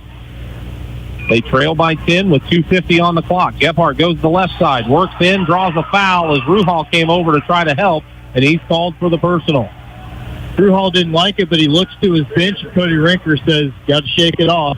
And it was, listen, Gebhardt going to the rim, it's difficult to deal with him. It's difficult to contest that shot without fouling him, and he gets himself to the free throw line. Free throw up and off the mark, no good. So it remains a 10-point lead for St. Anthony as we've got a substitution of Tanner Will checking back into the ball game, replacing Brock Niemer. Gebhardt takes a few dribbles. The lefty puts the shot up. It's off the front of the rim, no good. Jackson Funneman got inside position, and he got fouled. Yeah, Brady Hatton listen, he's going for the ball, but he did not have the position at all. Good job by Jackson Funneman there to get inside on him, and that's going to be Hatton's second foul. Lucas Westendorf will trigger the inbounds from the baseline for Dieterich. He fires it in the corner. Keck is wide open. Three is off the mark. Weak side rebound. Westendorf had his hands on it, but Koenig claims it.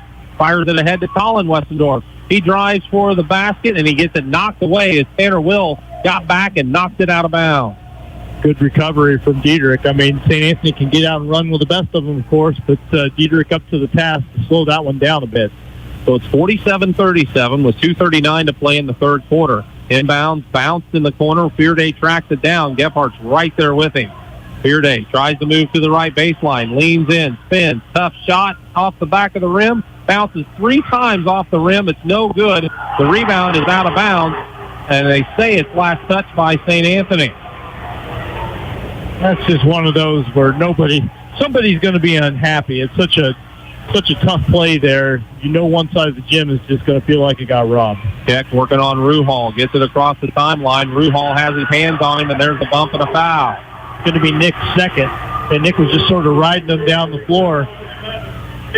So that's 4 for the Bulldogs here. And listen, Dieterich shot 9 out of 10 free throws in the first quarter. See if they can get there now. Inbounds to Gebhardt, trapped in the corner, but he somehow hooked a pass underneath to Lucas Westendorf, and Lucas sticks it up and in. Wow. It's 47-39 as Colin Westendorf looks in the paint for Ruhal. Out to Fearday, corner 3, in and out, no good. Rebounds loose on the floor. Guess what? Brady Hatton has another offensive rebound for St. Anthony. The Bulldogs reset as they work at the Westendorf. Down to the baseline to Ruhal. Ruhal's double team down there. Gets the pass away, but it's picked off by Funneman. Funneman tried to bounce it across and finally got it to Keck. St. Anthony's second turnover of the second half. Keck will bring it up court. His club trailing by 8. Gets a screen out top. Got in between 2 Bulldogs. Lost the handle. It's picked up by Lucas Westendorf. Somehow he spins towards the basket. Gets the shot to go. Well, after a quiet first half, he has scored 6 of Dieterich points here in the third quarter. Hatton out top to Ruhal right side. They swing it out top to Fearday. Fearday in the corner, Koenig. He's picked up by Lucas Westendorf. Koenig leans in. A lot of contact, no call. Now they're still banging as the ball went out top. Ruhal drives down the lane, and he stopped, but he couldn't get the foot to hold still, and a traveling violation whistled against Nick Ruhal. Just when you thought that Dieterich was sort of in the danger zone, they've gotten a couple of successful trips, and they get the ball back. Pretty big possession coming up for them, 65 seconds left in the third quarter. So with a minute 2, Gebhardt's walking it up court. His club trailing by 6. He's picked up by Hatton. Looks in the lane, hooks it to Westendorf, catches in a crowd. First shot no good, tried to tap it up and in. He missed that too. And the rebound to Koenig. Koenig again leans in, but makes the pass up court to Brent. Brent along the sideline was trapped, but he got it to Fearday. Fearday bangs into a defender, puts the shot up, no good. Gets his own rebound, tries to put this one up, and he's fouled on the attempt, and Brock Fearday will head to the line. Tanner Will going to be whistled for his second personal. That is just the first foul against the Maroons here in this third quarter. 37.7 seconds to play in the third quarter. Offensively, certainly not the game we're used to seeing out of Brock Fearday, but he's still working hard. That free throw off the side of the rim, no good. Yeah, it just hasn't been his night. I mean, he is 1 for 13 from the field now. Just missed his first free throw. And listen, I'm only noting it because it is so outside the norm for him. He does hit that free throw. It's nothing but net as Fearday has his third point of the night, all of them here in this quarter. So it's 48-41 with 30 seconds to play. Keck out top of the center circle. Pass got knocked down and taken by Henry Brent. He tried to outlet it to Koenig. Koenig wasn't ready for it. Will got the steal as he knocked it loose. Took it to the sideline, and then he bounced it off of Brent, who was laying on the sideline. I think you just got to go a turnover each there, which means St. Anthony's got 4 in the quarter, and Dieterich's got 3, and everybody in the gym in the span of about 3 seconds got to really test out their vocal cords. What a hustle play by Tanner Will, though, to get that ball back for Dieterich. Now they bounce it almost out of bounds to the baseline to Will. With 20 seconds left, he's walking it up court to try to set the offense. I mean, you talk about players who've done some nice things. Tanner's one of them. He makes a nice pass to the cutter, Jackson Funneman. Backdoor cut. Funneman lays it in. 8 seconds to play in the third quarter. St. Anthony gets it to Colin Westendorf. Top of the key. He's double-teamed. Looks to the right to Henry Brent. He has to throw up a three at the buzzer. It's off the front of the rim and the backboard. No good. And the third quarter comes to a close.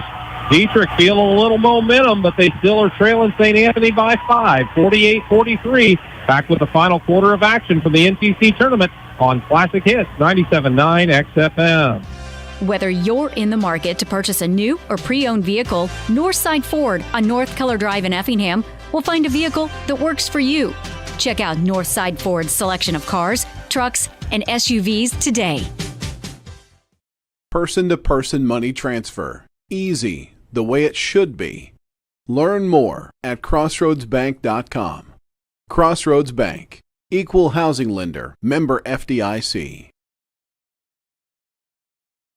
Compass Advisory Group is here to guide you in the right direction for all of your investment and insurance needs. Contact Kurt Strohmeyer or Corey McDaniel at 217-347-9697.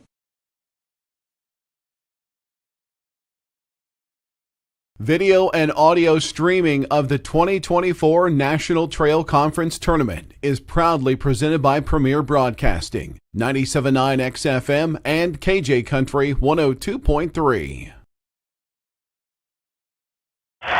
48-43 the score as we head to the fourth quarter of action, and Dustin White has the stats from the third period. Yeah, another good shooting quarter for both teams. St. Anthony 6 of 17 from the field, 1 for 2 at the free throw line. They were 1 for 6 on their three-pointers. Dieterich, though, 7 of 12 shooting in the third quarter, 0 for 2 at the free throw line, 1 for 3 on their three-pointers. St. Anthony out-rebounded the Maroons 8-5. Bulldogs 4 turnovers to Dieterich's 3. Dieterich outscores St. Anthony 15-14 in the third period. That sets up a 5-point Bulldog lead as we go into our final quarter of play. Dieterich ball to start the quarter. It looks like starters are on the court for each team as the inbound goes in the backcourt to Tanner Will. He picks it up, brings it up against Sam Lake. Gets through the center circle, hesitates, now bounces it to Keck. Keck drives the left baseline, got a man behind him, and is fouled on the shot attempt. Landon Keck hit the floor hard. Jackson Funneman picks him up, and Keck will go to the line for a pair of free throws. That's number 3 for Brock Fearday. So he and Westendorf with 3, but nobody in. Oh, they gave it to Schmidt.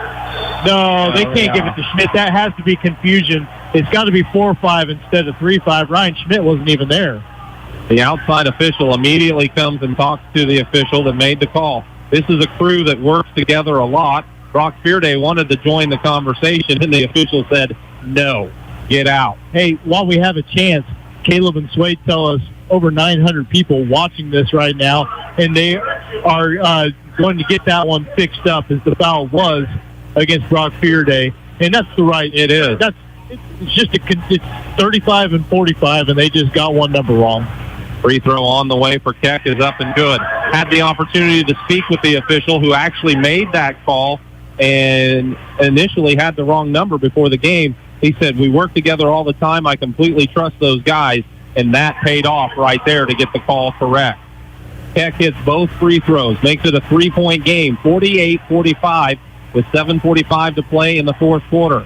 Link takes it to the right wing. Will's right there with him. They bounce it baseline to Colin Westendorf. Nice backdoor cut. They find Fearday. His shot off the glass is good. Brock Fearday with 5, pushes the lead to 5, 50-45. 7:25 on the fourth quarter clock. Gephardt gets a little screen, rises on a three, and he buries it. Caleb Gephardt with 11, and it's a 2-point game, 50-48. Huge shot for Gephardt. Dieterich in the man-to-man, challenging a pass out top, but it made it to Schmidt. Now to Fearday, right wing. Fearday bounces it out top to Koenig, over on the side to Link, inside to Fearday. He's double-teamed, regained control of the ball, got it back out top to Colin Westendorf. He slows things down for St. Anthony, calls for Schmidt to come get it on the wing. He takes a little screen, now drives from the top of the key, gets in the lane, gets fouled, and he made the shot. Brian Schmidt with 28 will go to the line to try to convert an old-fashioned three-point play. Well, listen, I don't know who's going to win this game just yet, but Ryan Schmidt is never, ever in his life going to forget this one. He emerged last year in a big semifinal matchup, and now the junior has 28 in the championship game here, and he is looking to add to St. Anthony's 4-point lead. That foul went to Tanner Will, his third, and Schmidt, of course, hits the free throw. He has 29 now in the ball game, as it's 53-48 with 6:45 to play in the fourth. Keck crosses the line, takes it over to the wing, leaves it with Will. Will drives the right baseline. Wanted to get it inside to Funneman, but the pass was low and right through Funneman's wicket, and it caroms out of bounds. It was a good idea, and you're right through the legs, but it was at his feet, very difficult to handle. It wasn't a question of catching it. It was more a question of where the ball was thrown. So St. Anthony makes a substitution. They've got Brady Hatton into the ball game as Fearday brings it up fourth. He takes it to the right side, gets a couple of screens, drives for the layup, and Brock Fearday is coming to life on the offensive end. A couple of layups, and he has 7 points now in the quarter, or in the game, rather. 55-48. Lucas Westendorf, step back three at the top of the key. It was a good look, and it just rattled out. Rebound, Ryan Schmidt for St. Anthony. Yeah, Schmidt came flying in to pull that one out. Fearday leaves it with Schmidt, top of the key, spins into the lane. Ball stripped by Lucas Westendorf, but they say Westendorf hit him across the arm. So a couple of free throws most likely upcoming. No, they'll say it was just on the floor. And that's on the opposite end of the floor from us, but I think that's probably a good call against Westendorf. That is his third. 2 team fouls for the Maroons this quarter. Tanner Will coming out of the ball game. So is Jackson Funneman. And as Luke Winnie comes back into the contest. And so does Brock Niemerg for Dieterich. Westendorf looking to lob it in the lane. Hatton makes the catch, goes up with it, puts it up and in. Hatton has 8, and the lead is 9, 57-48 with 5:50 on the clock. St. Anthony fans feeling it now as Lucas Westendorf takes it to the left wing.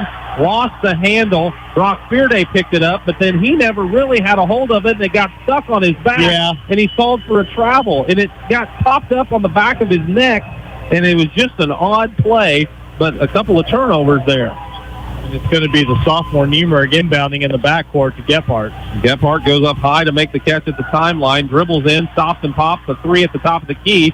No good, but he got his own rebound. Tries to go along the baseline, gets bumped by Schmidt, and Schmidt's called for the blocking foul. Now that one definitely is Schmidt's foul. So that's 3 for him, first for the Bulldogs in the quarter. 4 for Schmidt. Is that right? That can't.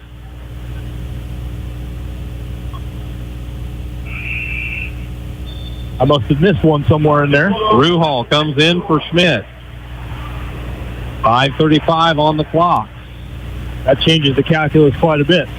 Inbounds, Westendorf batted away by Koenig, but there to pick it up is Winnie for Dieterich. He got it out top to Keck. Keck moves from the center circle, leaves it back with Westendorf. Fakes the three, drives in the lane. Runner off the glass is good. There were a couple of fakes there from Westendorf as he took that one to the rim. He probably could have pulled the trigger on the three, but got the shot to go in the lane. 57-50 with 5:15 on the fourth quarter clock. Fearday takes over the point guard duties, leaves it with Ruhal on the wing. Now out top to Koenig. Koenig to Colin Westendorf. He moves to the top of the key, trying to lean in on Keck. Stumbles, but he got a pass away before a violation. They go to Koenig on the wing to a posting Hatton. Back in the corner to Koenig. Out to Ruhal. Now Westendorf, top of the key. He spins down the lane, leans in. Shot's no good, but a foul whistled against the help defender, and it'll be free throws for Westendorf. He did not finish, but that spin move happened so quickly, and to keep your balance like that, I mean, peak athleticism for Colin Westendorf.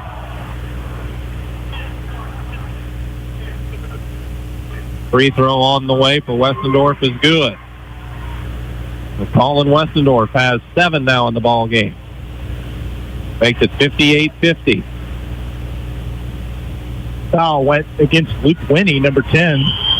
This free throw, it's up, and it's good. He hit them both. He has 8, and the lead's back to 9. 59-50 with 4:45 to play in the championship game of the NTC tournament. Dieterich trailing, brings the ball up court. Brock Niemert has it left wing. Spins towards the baseline. Step back, put up a shot over Hatton, no good. Hatton boxes out and grabs the rebound. Yeah, that's a very tough look for Niemert there as Hatton stayed home defensively. Brock Fearday runs it up court. They get it in the corner for a 3 from Colin Westendorf, no good. Rebound Koenig, his putback was affected. This rebound to Fearday. It's loose on the floor. Fearday threw it, bounced back to him, and Fearday ends up in a jump ball on the floor with Winnie and Keck, and the possession arrow keeps it with St. Anthony. Woo. 4:15 to play in the fourth quarter. 59-50, still your score. St. Anthony up 9 with the ball. The inbounds on the baseline, but they'll have to wait until Tanner Will can check into the ball game. That's a trip down the floor that'll leave everybody sort of checking the parts to make sure they're all still in one piece. Winnie in the game briefly checked out as Will comes back in. So Westendorf's looking to get the ball inbounded, tries to lob it in the lane to Hatton. Lucas Westendorf read the play, knocked it loose, but Hatton saves it into bounds to Ruhal.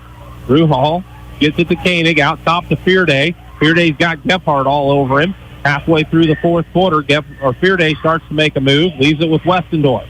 Westendorf now at the top of the key, down the left side of the lane, poked away by Dieterich. Gephardt picks it up, drives to the left side. Before a shot, he got hit on the floor, and it'll be Dietrich ball to inbounds under the basket. Well, that's the thing. Whenever Gephardt gets out and running, you want to make sure that if he's got a clear lane to the basket, you get your hacks in, because once he takes off, he's not coming back down, and so they get him on the floor there.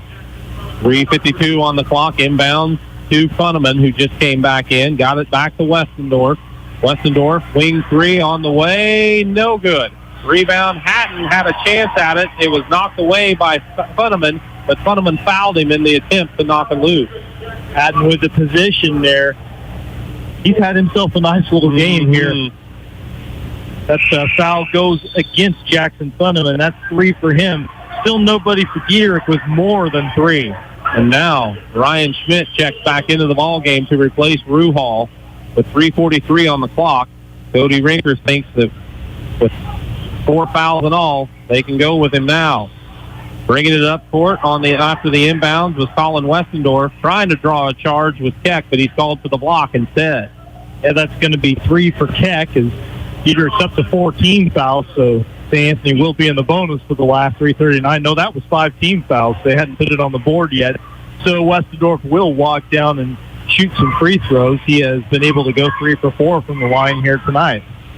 Westendorf with 8 points in this ball game. St. Anthony with a 9-point lead. Time is becoming an issue for Dieterich. Absolutely. And meanwhile, these, being able to put these away for Westendorf is going to be pretty big in sealing the game. And the senior is cool as ice on the first one. Nothing but net with that free throw. Schmidt will come back out as Ruhal comes in. St. Anthony will be going on defense, so they're going to protect Schmidt here. With those 4 fouls and his 29 points. Free throw on the way, left it short, did Westendorf. It's rebounded by Lucas Westendorf. Dribble got high as he got to the timeline, but he kept it under control. Back to Keck. Top of the key 3 is short. Rebound Brock Fearday along the baseline. Bounces it to Hatton, back to Fearday. And Fearday will look to get it up court. Sees the double team come, throws it ahead to Koenig. Koenig made the creative catch. Got it to Ruhal in the corner, now out to Fearday. Fearday around a man, drives into the lane, leans in. Shot off the glass is good as Brock Fearday scooped it up and in. He has 9, and it's 62-50, a 12-point lead, matching the largest of the day for St. Anthony. Dieterich will take a timeout with 3:04 to play in the contest. It's St. Anthony 62, Dieterich 50. Back in 60 seconds to the championship game of the NTC tournament on Classic Hits 97.9 XFM. Compass Advisory Group is here to guide you in the right direction for all of your investment and insurance needs. Contact Kurt Strohmeyer or Corey McDaniel at 217-347-9697.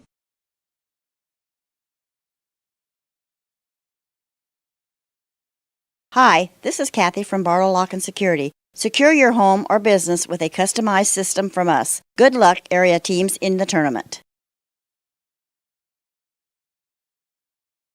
Video and audio streaming of the 2024 National Trail Conference Tournament is proudly presented by Premier Broadcasting, 97.9 XFM and KJ Country 102.3.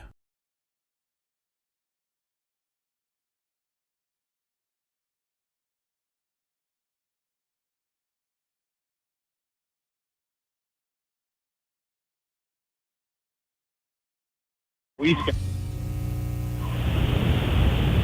62-50 the score, 3:04 to play in the ball game as Dieterich trails by 12. That's the biggest deficit they face tonight, and matches the biggest deficit, I should say. Yeah, absolutely. It's crunch time for the Maroons. You need buckets, you need them quick, and you're going to have to get some stops and probably some takeaways. Gephardt catches top of the key. Nice look underneath the Funneman. He lost it on the way up, but somehow he tapped it up and in anyway. That was crazy. But Funneman scores. He has 8, and it's a 10-point game. Fearday and Colin Westendorf playing catch for St. Anthony out top. Dieterich trying to extend the pressure. It goes to Fearday. Now back to Westendorf. Double team coming. He dribbles away from it. Got to the free throw line. Shifts it to Koenig. Now to Ruhal out top. Ruhal got trapped, but he sees an open teammate behind him. That's Koenig. Koenig had a little trouble, but he left it with Fearday. Fearday in the corner to Hatton. Hatton kicked it right back to Brock. He's on the left wing. Drives into the lane. Got tied up. A quick jump ball. They'll give it to Dieterich. Well, Dieterich needed that. 3 turnovers for St. Anthony, and so with 2:22 left, again, the Maroons have got to have quick buckets, but they get what they needed there, a takeaway without too much time coming off the clock. Keck starts trotting to bring it up court, goes to the left side, spins back out to the top of the key, matched up with Ruhal. Now he goes left wing again. Leaves it with Westendorf. Fakes the 3, splits defenders, gets to the basket. Nope, a foul on the floor before he got there. So a foul coming against St. Anthony.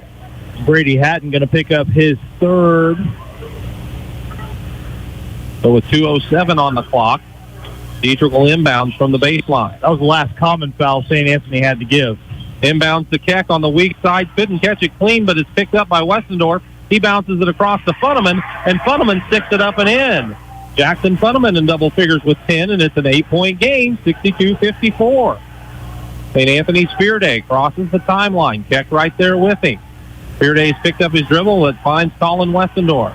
He's matched up with Lucas Westendorf. Lucas knocks it loose and knocks it into the backcourt. Can he get it under control? No, but he taps it to Keck. Keck into the lane, shot up and good. Fouled. And Dieterich is trying to make the comeback. They were down 12. Now they're down 6. And they go to the line where they can cut it to 5. But there's a minute 37 left in the ball game. Looks like we've got a timeout taken for St. Anthony with a minute 37 to go in the 4th quarter. So we will take the timeout as well. It's St. Anthony 62, Dieterich 56. We'll be back in 30 seconds on Classic Hits 97.9 XFM. Washington Savings Bank is here for you through every stage of life. We make banking easy and convenient. Heartland Human Services is proud to sponsor the NTC tournament. Your physical and mental health are similar. Take care of both for a happy, healthy life. If you've got a passion for helping others, apply today at heartlandhs.org. Thanks for watching the NTC tournament, provided by Premier. So what? 35, 40 seconds of a clock time. We were talking about how Dieterich had to get a lot done in a hurry. They did. Well, they could pull within 5 if Keck can finish off the free throw. I've got him with 12 in the game. Can you double check that real quick? I don't know if I wrote down that last bucket. He's got 12. Thank you very much. So Landon Keck at the line, trying to finish off a 3-point play. It's on the way. It's short. Rebound. Brock Fearday has it for St. Anthony. He holds. Now goes on the dribble. Keck's right there with him. They leave it with Schmidt. Schmidt slips, falls down, but he got it across the line to Fearday. Fearday wasn't ready for it. It's picked up by Will. Will somehow got it over to Lucas Westendorf. He's in the corner, fakes the three, tried to dump it into Futterman. Ball got taken away, and now we've got a technical foul whistled as well, as there was some lot of issues down in the corner. I guess I'm not sure. Well, I was sitting here watching it, and so the ball came loose. Schmidt came away with it. Sort of, he had two people around him. It kind of swung around a little bit to clear some space there. But then after the ball came away from him, then you had Westendorf just kind of swipe it back away from him. I don't know if I would have gone with a technical there or not. Nobody touched anybody. Okay, nobody touched anybody, but you know, that's the way they called it. Boy, Jackson Funneman took the worst of that, as he's got a bloody nose out of that situation. The big problem there is that not only did Westendorf pick up the tech there, but that was his fourth foul on the play too, so he's done. He picks up his fourth on the play, his fifth with the tech. We've seen that twice today. We have. So the official over there talking with Brent Bonoff. It's a cordial conversation in what is a 62-56 ball game. Now the official is going up to the scorer's table to talk it over, make sure everyone's on the same page. So it's going to take a little while as they're cleaning up the floor as well from all the aftermath, as it's been a great ball game, a lot of heart and hustle. So the foul and then the technical foul on Westendorf. So they are sticking with that original call. Third personal. Okay. So that definitely changes things, as Westendorf is not done, but Coach has taken him out of the ball game. I already had him written down for an extra one, so I'm not sure what happened there. And if they were showing 5 on the board for him for a moment. So the minute 16, it's 62-56. Ryan Schmidt will go to the line. He was the person that was fouled, and so he will take these free throws.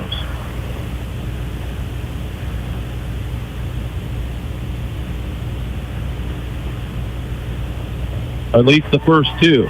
Probably see how he does to see if he gets the next two. If he hits the first two, I don't know why you'd switch away. Free throw up and good, especially when the kid scored in his 30th point with that first free throw. So it's now 63-56. Next one is up. It's good. He hit them both. He has 31. So he didn't move. He's going to stay there for the two more. And then St. Anthony will get the ball back. This free throw is up and good. He has 32 now in the ball game, making it 65-56 with a minute 16 on the clock. Here's the free throw. It rattles around and it stays in. It touched every part of the rim, the backboard, and then some. He has still missed exactly one shot of any kind in this game, and that was that three-pointer he missed at the opening of the half. So with a minute 16 on the clock, St. Anthony will inbound from the sideline. Nick Ruhal back into the ball game for the Bulldogs as Brady Hatton has a seat. Koenig will trigger the inbounds from the timeline. Throws it in backcourt to Fearday. Fearday circles it to Ruhal on the right side, and as he tried to make a pass, he's fouled. So a minute 10 left on the clock, and it'll be free throws for Ruhal. So Tanner Will must have picked up a foul that I had attributed to Lucas Westendorf at some point in this game, because he just picked up his fifth according to the court announcer, and so he is going to be done, and there's two free throws for Ruhal coming up. So with it being the fifth foul, substitutions are allowed to be made before the free throws. So Schmidt and Fearday head to the bench for St. Anthony as Hatton returns with Henry Brent. And coming back into the ball game is Lucas Westendorf for Dieterich. A minute 10 on the clock. Free throw for Ruhal is up and good as he hits the first. Everybody acted like that was the second on the lane, but it was just the first free throw. So it's now 67-56 with 1:10 on the clock. Free throw up, rattles out, no good. Lucas Westendorf grabs the rebound. Dieterich in a hurry, pushes it up the right side, and Westendorf slips and falls down. Ball picked up by St. Anthony and then knocked loose by Dieterich. They claim it in the backcourt. Laying on the floor was Keck, and then tying him up was one of the Bulldogs. I couldn't see because of the basket, but either way, the possession arrow gives it to St. Anthony, just under a minute to play. We've seen it a lot in this game tonight, people's feet coming out from under them. They're going to try to get some attention paid on the court to where that spot is, but not until after there's a 30-second timeout. 59.7 seconds to play. St. Anthony leads 67-56. We'll be back in 30 seconds on Classic Hits 97.9 XFM. When you buy furniture, you always want to find just the right look for your home. At Wright's Furniture, our designers are happy to help you find your style and help you create a room you'll love. I'm Linda from Wright's Furniture and Flooring in Dieterich. We're not like the big chain stores. We're a fifth-generation family. Hi, this is Kathy from Barlow Lock and Security. Secure your home or business with a customized system from us. Good luck, area teams in the tournament. Thanks for watching the... 59.7 seconds left to play. St. Anthony will have the ball to inbound. They lead 67-56. If you're St. Anthony, I mean, the big thing is to get it in there, then you're just trying to play a little keep away, I would imagine. Inbound to Schmidt. Why not? He catches in the corner. Dealing with Iffert, and Schmidt is going to be fouled. That's going to be Iffert's first, and they'll send Schmidt back to the free throw line. And, of course, you're running a play there for the Bulldogs, of course, to get the ball into Schmidt's hands. Again, the kid has missed one shot of any kind all night. So, Schmidt back to the charity stripe, puts the first one up, and it's nothing but net. He has 34 in the ball game. So Henry Brent in, Brock Fearday out. With the score being now 68-56 with 57.4 on the clock. Schmidt's free throw is up. It's good. He has 35 in the ball game, and Brady Hatton comes in to replace him. Schmidt goes to the bench, and he gets a standing ovation from the St. Anthony faithful. Not that we won't see him again, just depends on how this play goes out. Dieterich tries to pass it in, and it's taken away by the Bulldogs as the pass was a little far out in front. But now Colin Westendorf's pass is batted out of the air, picked up by Dieterich. They push it to Gephardt. Layup good. He's fouled. Hey, Gephardt says, I'm not done quite yet. It's a lot. There's still a long way to go with 46 seconds, but there's no quit. No quit in the young man wearing number 23 for the Maroons. Gephardt makes it 69-58. He'll try to convert a three-point play as he scored his 13th point of the ball game.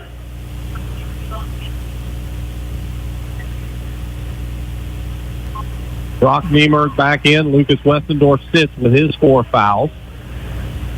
Gephardt takes a few dribbles, puts the shot up. It's short. Rebound, though, in the middle of the lane. Gephardt drives for the layup. It's good. So he has 15 in the ball game, and it's 69-60.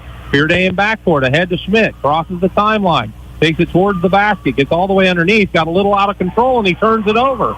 Dieterich picks it up as Schmidt tried to pass it to a teammate, and Dieterich steps in front. They get it to Gephardt, puts up a wing three that was challenged. It's no good. Schmidt grabs the rebound, and a jump ball is issued between Schmidt and Iffert. Possession arrow will give it to St. Anthony. No, Dieterich, according to the arrow. And now we've got a technical foul issued against the Dieterich bench. 22.2 seconds left as it's 69-60, and St. Anthony will go back to the free throw line for more charity shots. So the alternating possession was going to favor Dieterich, correct? Well, they had the arrow wrong on the scorer's table that I initially looked at. They did give it back to Dieterich right when they realized it. But with the technical, it's going to be 2 free throws in St. Anthony ball. Free throw is up and good for Schmidt. I mean, how could it not be? He has 36 tonight. 70-60 the score. Interesting, they gave a technical to the bench, but Brent Bonoff has not been made to sit down. Schmidt, by the way, headline news, missed that free throw. What is he thinking? It hit the heel of the rim and bounced off. St. Anthony ball. Leading 70-60. They'll inbound from the sideline. Koenig flips it in backcourt to Fearday. Fearday ahead to Ruhal. Ruhal runs away from Dieterich players, gets it to Colin Westendorf. Colin Westendorf out top. Dietrich's not going to foul as the game's going to come to a conclusion. St. Anthony will be your 2024 National Trail Conference Tournament champions as they are going to beat Dieterich 70-60. Fearday dribbling it out, and that will be the final score. St. Anthony 70, Dieterich 60. Another hard-fought championship contest. This time goes to St. Anthony by the final score of 70-60. A lot of post-game happenings to take place here as the teams shake hands. We're going to stay here for just a little bit for the trophy presentation, the announcement of the all-tournament team, and then we will take a break, get you some stats, as well as chat with the coaches as well after a championship game that saw St. Anthony pick up the 70-60 victory here, as St. Anthony had quarters of 16, 18, 14, and 22 for their total of 70, and Dieterich had quarters of 15, 13, 15, and 17 for their total of 60. Two good teams duked it out tonight, and St. Anthony comes away your champion with the season now of 22-4, and Dieterich finishes this contest now with a record of 16-6. Scott Beal making an announcement as to how the most valuable player of the game, valuable player of the tournament is recognized as the Todd Arnold MVP, athletic director here at Altamont, who tragically passed away. Here's the trophy presentation to the St. Anthony Bulldogs as they accept the traveling trophy. The seniors of Colin Westendorf, Max Koenig, and Nick Ruhal bring it to the rest of the teammates where they hold it high as St. Anthony claims the 70-60 victory. So Bulldogs will hold the traveling trophy until next year's NTC tournament.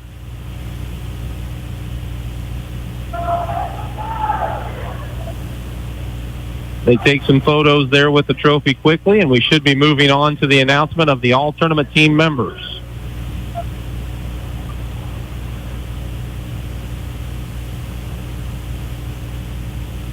The crew here at Altamont has done a fantastic job once again of running this tournament, and that includes the custodial and janitorial crew who has taken care of this gym and made it a wonderful place to view this contest. So here's the announcement of the all-tournament team. From Cowden Herrick Beecher City, Clayton Wojcik recognized as an all-tournament team member.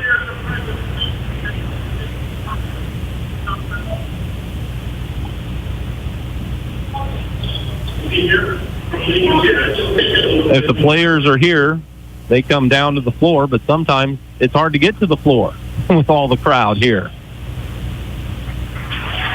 Clayton Wojcik has now made his way onto the court. He congratulates Dieterich players as he walks by on a good game. Takes the plaque from Jamie Van Sock, the president of the National Trail Conference Tournament. He'll now hand the next plaque off to Jackson Gergel of Windsor Sioux Straws.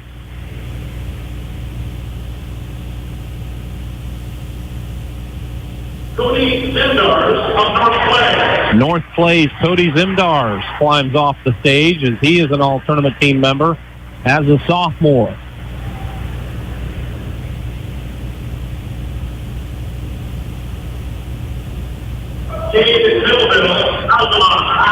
Altamont's Cade Melville, another sophomore, making the all-tournament team.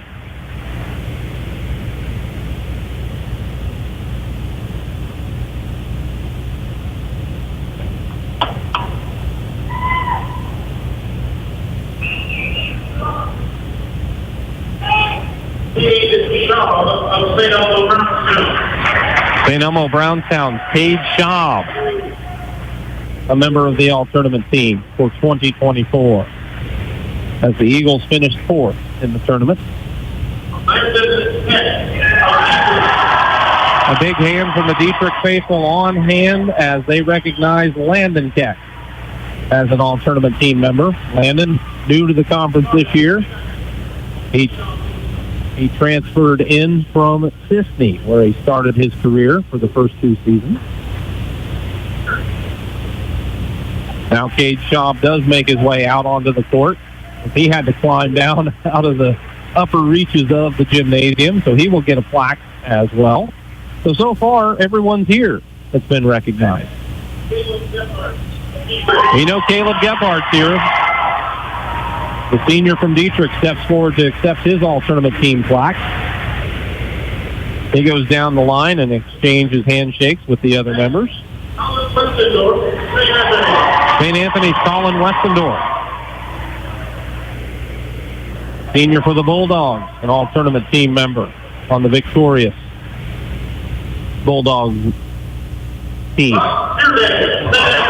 Joined by his teammate, Brock Fearday, the junior from St. Anthony, makes the all-tournament team.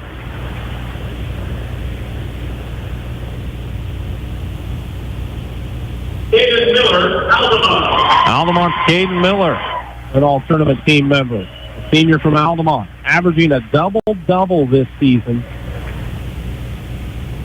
for the Altamont Indians, climbs down off the stage to come and get his plaque as an all-tournament team member.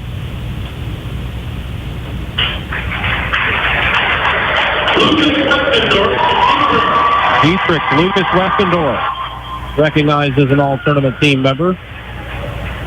He is just a junior. He's already participated in this season for 3 years, just like Brock Fearday from St. Anthony.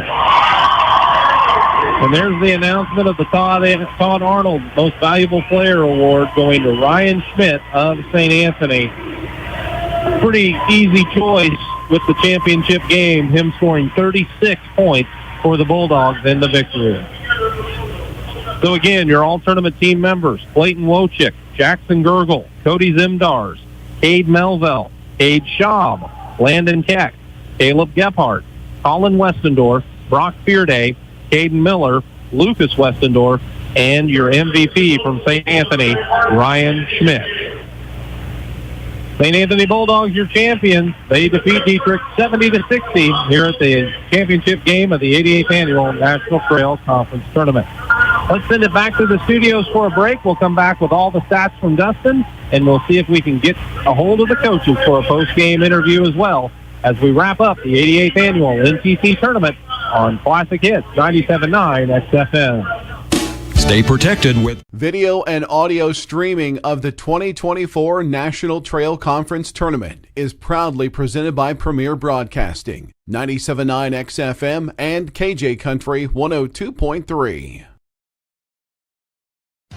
Whether you're in the market to purchase a new or pre-owned vehicle, Northside Ford on North Keller Drive in Effingham will find a vehicle that works for you.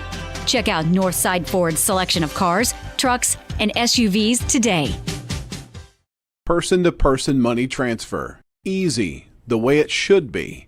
Learn more at crossroadsbank.com. Compass Advisory Group is here to guide you in the right direction for all of your investment and insurance needs. Contact Kurt Strohmeyer or Corey McDaniel at 217-347-9697. Video and audio streaming of the 2024 National Trail Conference Tournament is proudly presented by Premier Broadcasting, 97.9 XFM and KJ Country 102.3. Hi, this is Kathy from Barlow Lock and Security. Secure your home or business with a customized system from us. Good luck, area teams in the tournament.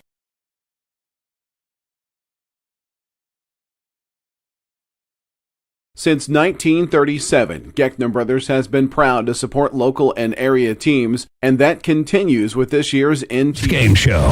Farm Credit Illinois, assisting farmers for over 100 years. We welcome you back to the 88th Annual National Trail Conference Tournament as St. Anthony claims the championship. They win the title for the first time since 2020. They had won 4 straight from 2017 to 2020. course, there was no tournament in 2021. Altamont won the title in 2022 and 2023, and now St. Anthony comes back to take the tournament championship with the victory tonight here in 2024 by a final score of 70-60. Dustin's been working his way through the numbers, and he has them pull it. All right, St. Anthony wins that game shooting 54.3% from the field. Bulldogs 25 of 46. They hit 15 out of 21 free throws, 71.4%. And the Bulldogs 5 of 15, 33% from three-point range. Dieterich shot well in its own right, 21 of 41 from the field for the Moving Maroons, 51.2%. They hit 68.8% of their free throws, 11 of 16, and they were 35% even from three-point range, 7 out of 20. Rebounds favored St. Anthony, 24-18, and the turnovers were dead even at 16 apiece by my count. As far as your individual stats, I'll start with Dieterich. They placed 4 players in double figures, darn near 5. Tanner Will had 9 points. If he had tallied one more somewhere, every starter for these Maroons would have gotten into double figures, but it was a balanced scoring effort for Coach Bonoff's club. 15 points for Caleb Gephardt led the way, 5 of 9 from the field, 2 out of 5 at the free throw line with 4 rebounds. He also handed out a couple of assists. 12 points for Landon Keck. He was 4 of 7 from the field, 2 out of 3 at the free throw line. He was joined in double figures by Lucas Westendorf. He had 11 points. Lucas had 11 points on 5 of 13 shooting. He was 1 for 2 at the free throw line, but he also had 4 rebounds, and by my count, 6 assists. A bunch of them on baseline inbound plays. He did a really nice job of finding people on those plays, setting them up for scores. So 11 points, 6 assists. He was a big part of that offense for Dieterich. And then Jackson Funneman, 10 points. He was 4 for 6 from the field, 2 out of 2 at the free throw line with a pair of rebounds. The aforementioned Tanner Will, 9 points, and trust me, those were 9 big points for Dieterich tonight. He scored 7 of them in the first half. He was 2 for 3 from the field, 4 out of 4 at the free throw line, 4 rebounds, 1 assist. And Brock Niemerk scored 3 points off the bench. He was 1 for 3 from the field with a rebound. Luke Winnie, Caden Iffert, and John Holste all played. None of them attempted a shot for the Maroons. You did have Iffert grab 1 rebound during his time on the floor. And there you go. Those are the Dieterich team stats. They we'll take a look at St. Anthony's now. And, of course, the headliner here is the MVP of the tournament, Ryan Schmidt, 36 points. He was 12 of 13 from the field. He was 8 of 9 at the free throw line. He had 3 rebounds tonight. He was 4 for 5 on his three-pointers. Just a magnificent game. I mean, I haven't been here for all 88 of them, of course, but has to be one of the finer championship game performances this tournament has ever seen. I feel pretty comfortable saying it, but just a great job by the junior as he propelled his Bulldogs to the win, scoring just over half of their 70 points. 9 points for Colin Westendorf tonight, 2 of 4 from the field, 4 out of 6 at the free throw line, 3 rebounds, 2 assists for him. Brock Fearday still managed to score 9 tonight. He was scoreless at halftime and scoreless midway through the third quarter, but he still got up to 9, 4 of 16 from the field. He did hit all 3 shots he took in the fourth quarter and, put some points on the board late as the Bulldogs pulled away. He also grabbed 6 rebounds and 1 assist. 8 points off the bench for Brady Hatton. Brady was excellent tonight. Just did the job he needed to do. 8 points on 4 of 7 shooting. Also pulled down 7 rebounds. He's going to make some noise in this tournament next year too, I would have to imagine. 5 points for Max Koenig, 2 out of 4 from the floor, 1 for 2 at the free throw line. 5 rebounds for Max. He also dished out an assist. And then Nick Ruhal scored 3 points, made the only field goal he shot, and also had a 1 for 2 trip to the free throw line to go with 1 assist. Henry Brent, he was 0 for 1 from the field. That was a three-pointer he had to let go at the end of the third quarter under some duress, but got it in well ahead of the buzzer. And then Sam Link, of course, started for the Bulldogs. He did not attempt a shot tonight, did have 1 assist. So those are the 8 that played for the Bulldogs. Dieterich, of course, they went 9 deep, and I talked just long enough to give Cody Rinker a chance to get up here and join us for a conversation about that championship for the Bulldogs, a hard-earned win for St. Anthony by a 70-60 score tonight. Coach Cody Rinker, congratulations on the NTC championship. Thank you, Matt. Appreciate it. Thank you, Dustin. Oh, do I get it closer? Get a little closer. There we go. There you go. Yeah. All right. Yeah, thank you, guys. Appreciate that. You get into this tournament, you know you're going to have to play some good teams. You work your way through it and ultimately come up with a 10-point victory against the Dieterich team that you just couldn't get to go away.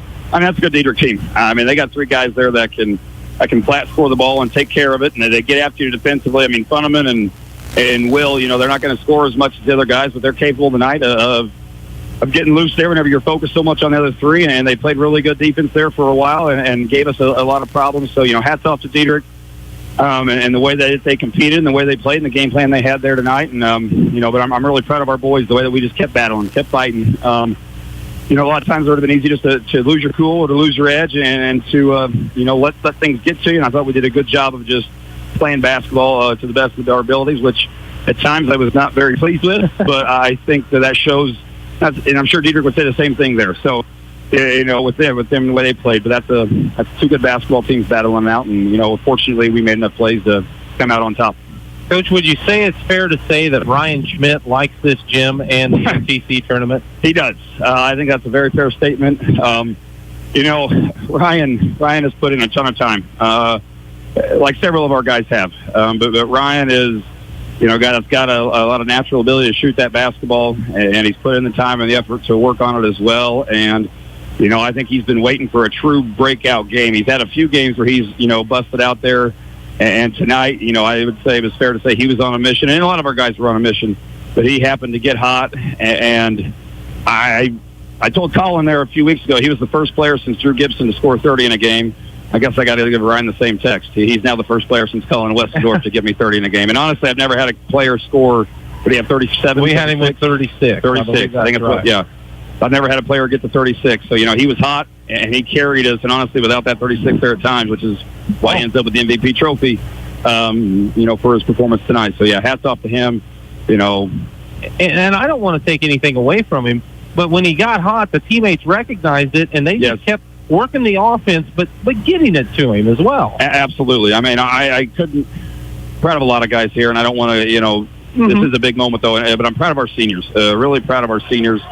Colin and Max and Nick, and especially Colin there, he's a very capable scorer in his own right, but like you just said, is understanding and willing to take the back seat at times that he needs to make those passes to get to the guys that are hot. But likewise, when he was hot the other day, they got it to him. And that just speaks to our team's ability to trust each other and share the basketball. And, when we do that, good things happen. So, very, like you said, proud of all of our guys for the efforts they give us. Brock Fearday could have got frustrated very easily, and he probably was frustrated in the I was frustrated. No. But he still stays with it, and then at the end of the day, he ends up with 9 points and some big buckets in the second half that you needed to keep Dieterich at bay. Absolutely. I mean, he's just a ball player. He's a ball player, he's a competitive player. I think that's probably one of his best attributes is his competitive nature. He wants to win and willing to do what it takes, and like you said, he could have been frustrated, could have kept forcing things, could have tried to force him even more, but recognized the way the game was going. But like you said, also when we needed him, also was able to get downhill and get to his spots and convert for us. I described Brady Hatton as a weapon coming off the bench. And, I mean, he gets 8 points, which that's appreciated. But, boy, he gets a ton of rebounds, gets his hands on a lot of passes and deflections, and he helps off of his man. That creates opportunities for his teammates as well. You're exactly right. His defense, what he brings for us off the bench. I mean, like you said tonight, I think you said it best. We have a starting 7. And arguably there's different nights I could start different kids. But the way these guys play together and trust each other and I guess allow me to and trust me to do and make those decisions. But he comes in, he guards the best player, guards off guys. What Brady gives us, Swiss Army knife is probably the best thing I could say about him. A weapon is definitely an accurate word there. But it's all of those intangible things as well as his abilities. He's figuring out as the season goes on how he's going to get points. And I like the progress he's made, and hopefully we can continue to grow on that and build on it. And that's the thing I was going to hit on next. Your club is 22-4, but the season is not over by any stretch of the imagination. Even though this is a big goal for all the teams of the NTC to win this tournament, you've notched that in your belt now, but there's still more to come. Absolutely. Like I said, this is always a goal. This is always you get in this game, and to quote Bill Ferrer, here we are here, we might as well win it. And we were able to find a way to do that tonight. But a lot to learn from this game, too. A lot of things to work on and grow from. Was not overly pleased with how we handled the basketball. Credit Dieterich for that and the pressure they put on us, and some of the wet floor there for both teams. Gave us some trouble, but not overly pleased with how we handled the ball. Not overly pleased at times with how we maybe guarded and just put ourselves in situations to make it easy for the refs to call fouls. So those are some things we got to continue to shore up, but really like the way that overall we were able to run our offense and run our stuff, and we're more determined in that aspect tonight than what I've seen us in the past. So a lot of good things as well to take away from here. But yeah, we're honored and we're privileged. We feel great about this win, but we're definitely don't feel like we're done yet. Well, Coach, we look forward to seeing what the Bulldogs have for the remainder of the season as they pick up a huge victory here at the National Trail Conference Tournament. Congratulations on the championship. We know you've got other things you've got to do, so we'll let you slip away. But we always appreciate the opportunity to speak with Cody Rinker. Hey, appreciate that, guys, and thanks for all you do all week. I know you get a lot of thank yous here, but it really is appreciated the way that you guys help promote this tournament and make it a special place and a special atmosphere. So thanks for all of you, and thanks to Altamont for their hospitality. It is, second to none. It really is a great week, and we appreciate all that they do here for us as well. So thanks, guys. Cody Rinker, nice enough to chat with us after the ball game as he will slip the headsets off. And Brent Bonoff has been very patiently waiting.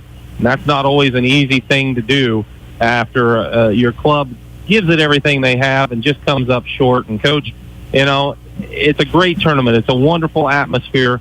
And I suspect that there's a player or two that you would love to have seen differently, of course. But could have you asked any more of your team tonight? I'm super proud of our team. It wasn't the ending that we wanted.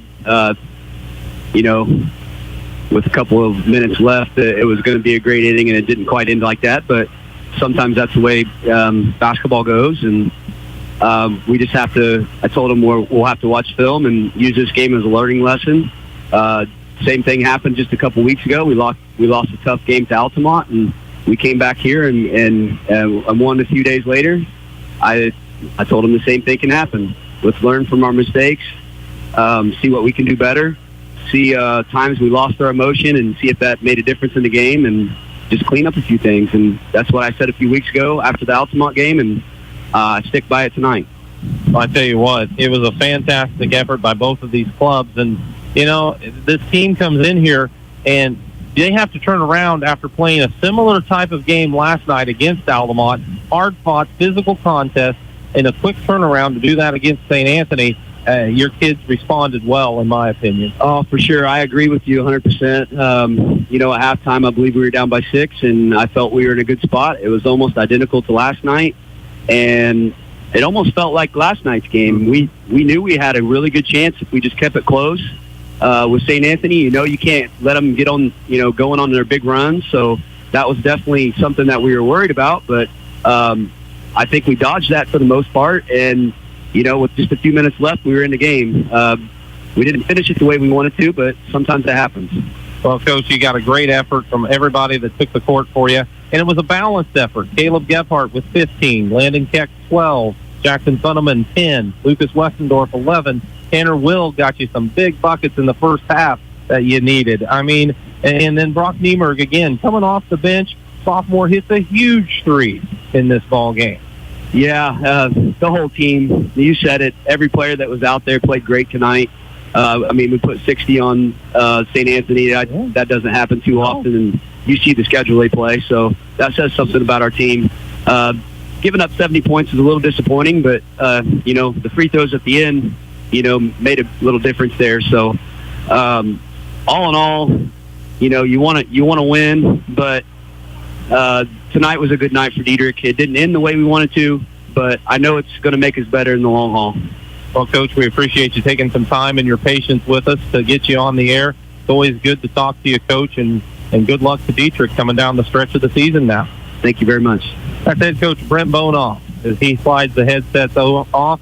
We appreciate him coming up and chatting with us as well, as we are going to begin to wrap up our coverage from the 88th Annual National Trail Conference Tournament.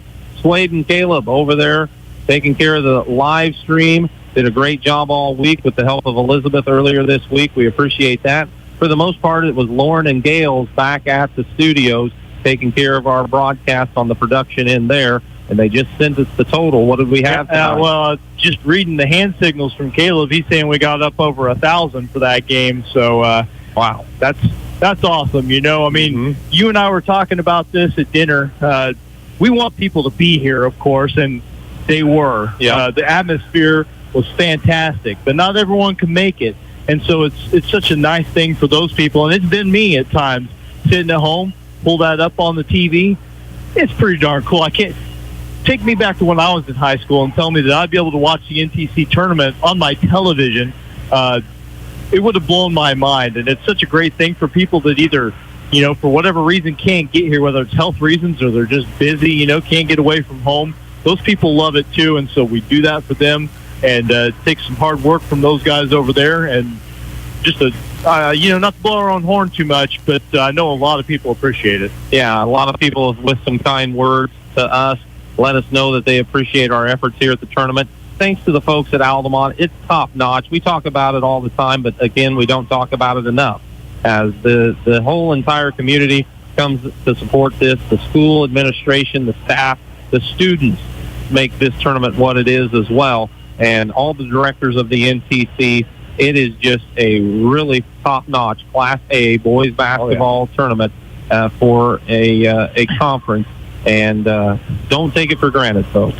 And the games this week. I mean, once we got everybody sorted out, got the quarterfinals played, and got everybody on their side of the bracket, Thursday, Friday, Saturday, there were 9 games here. They were all great. I mean, all fantastic high school basketball games.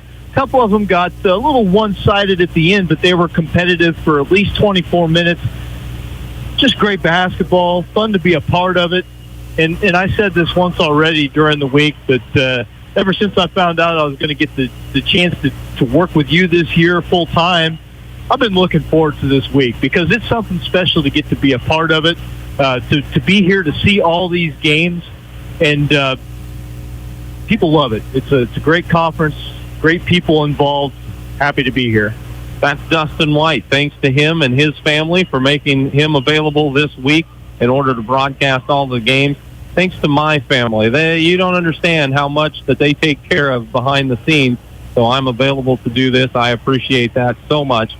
Thanks to Caleb and Swade tonight. Thanks to Gail back at the studios for all her help. Thanks to all the coaches, gracious with their time afterwards, chatting with us sometimes when they probably don't really want to. I'm sure. And, they make it better for us as well. That's going to wrap it up. Final score, St. Anthony 70, Dieterich 60. St. Anthony, your 2024 NTC Tournament champion. For Caleb and Swade, for Gail, for Dustin, I'm Matt Robinson. Have a great night. Thanks for watching the NTC Tournament, provided by Premier Broadcasting, 97.9 XFM and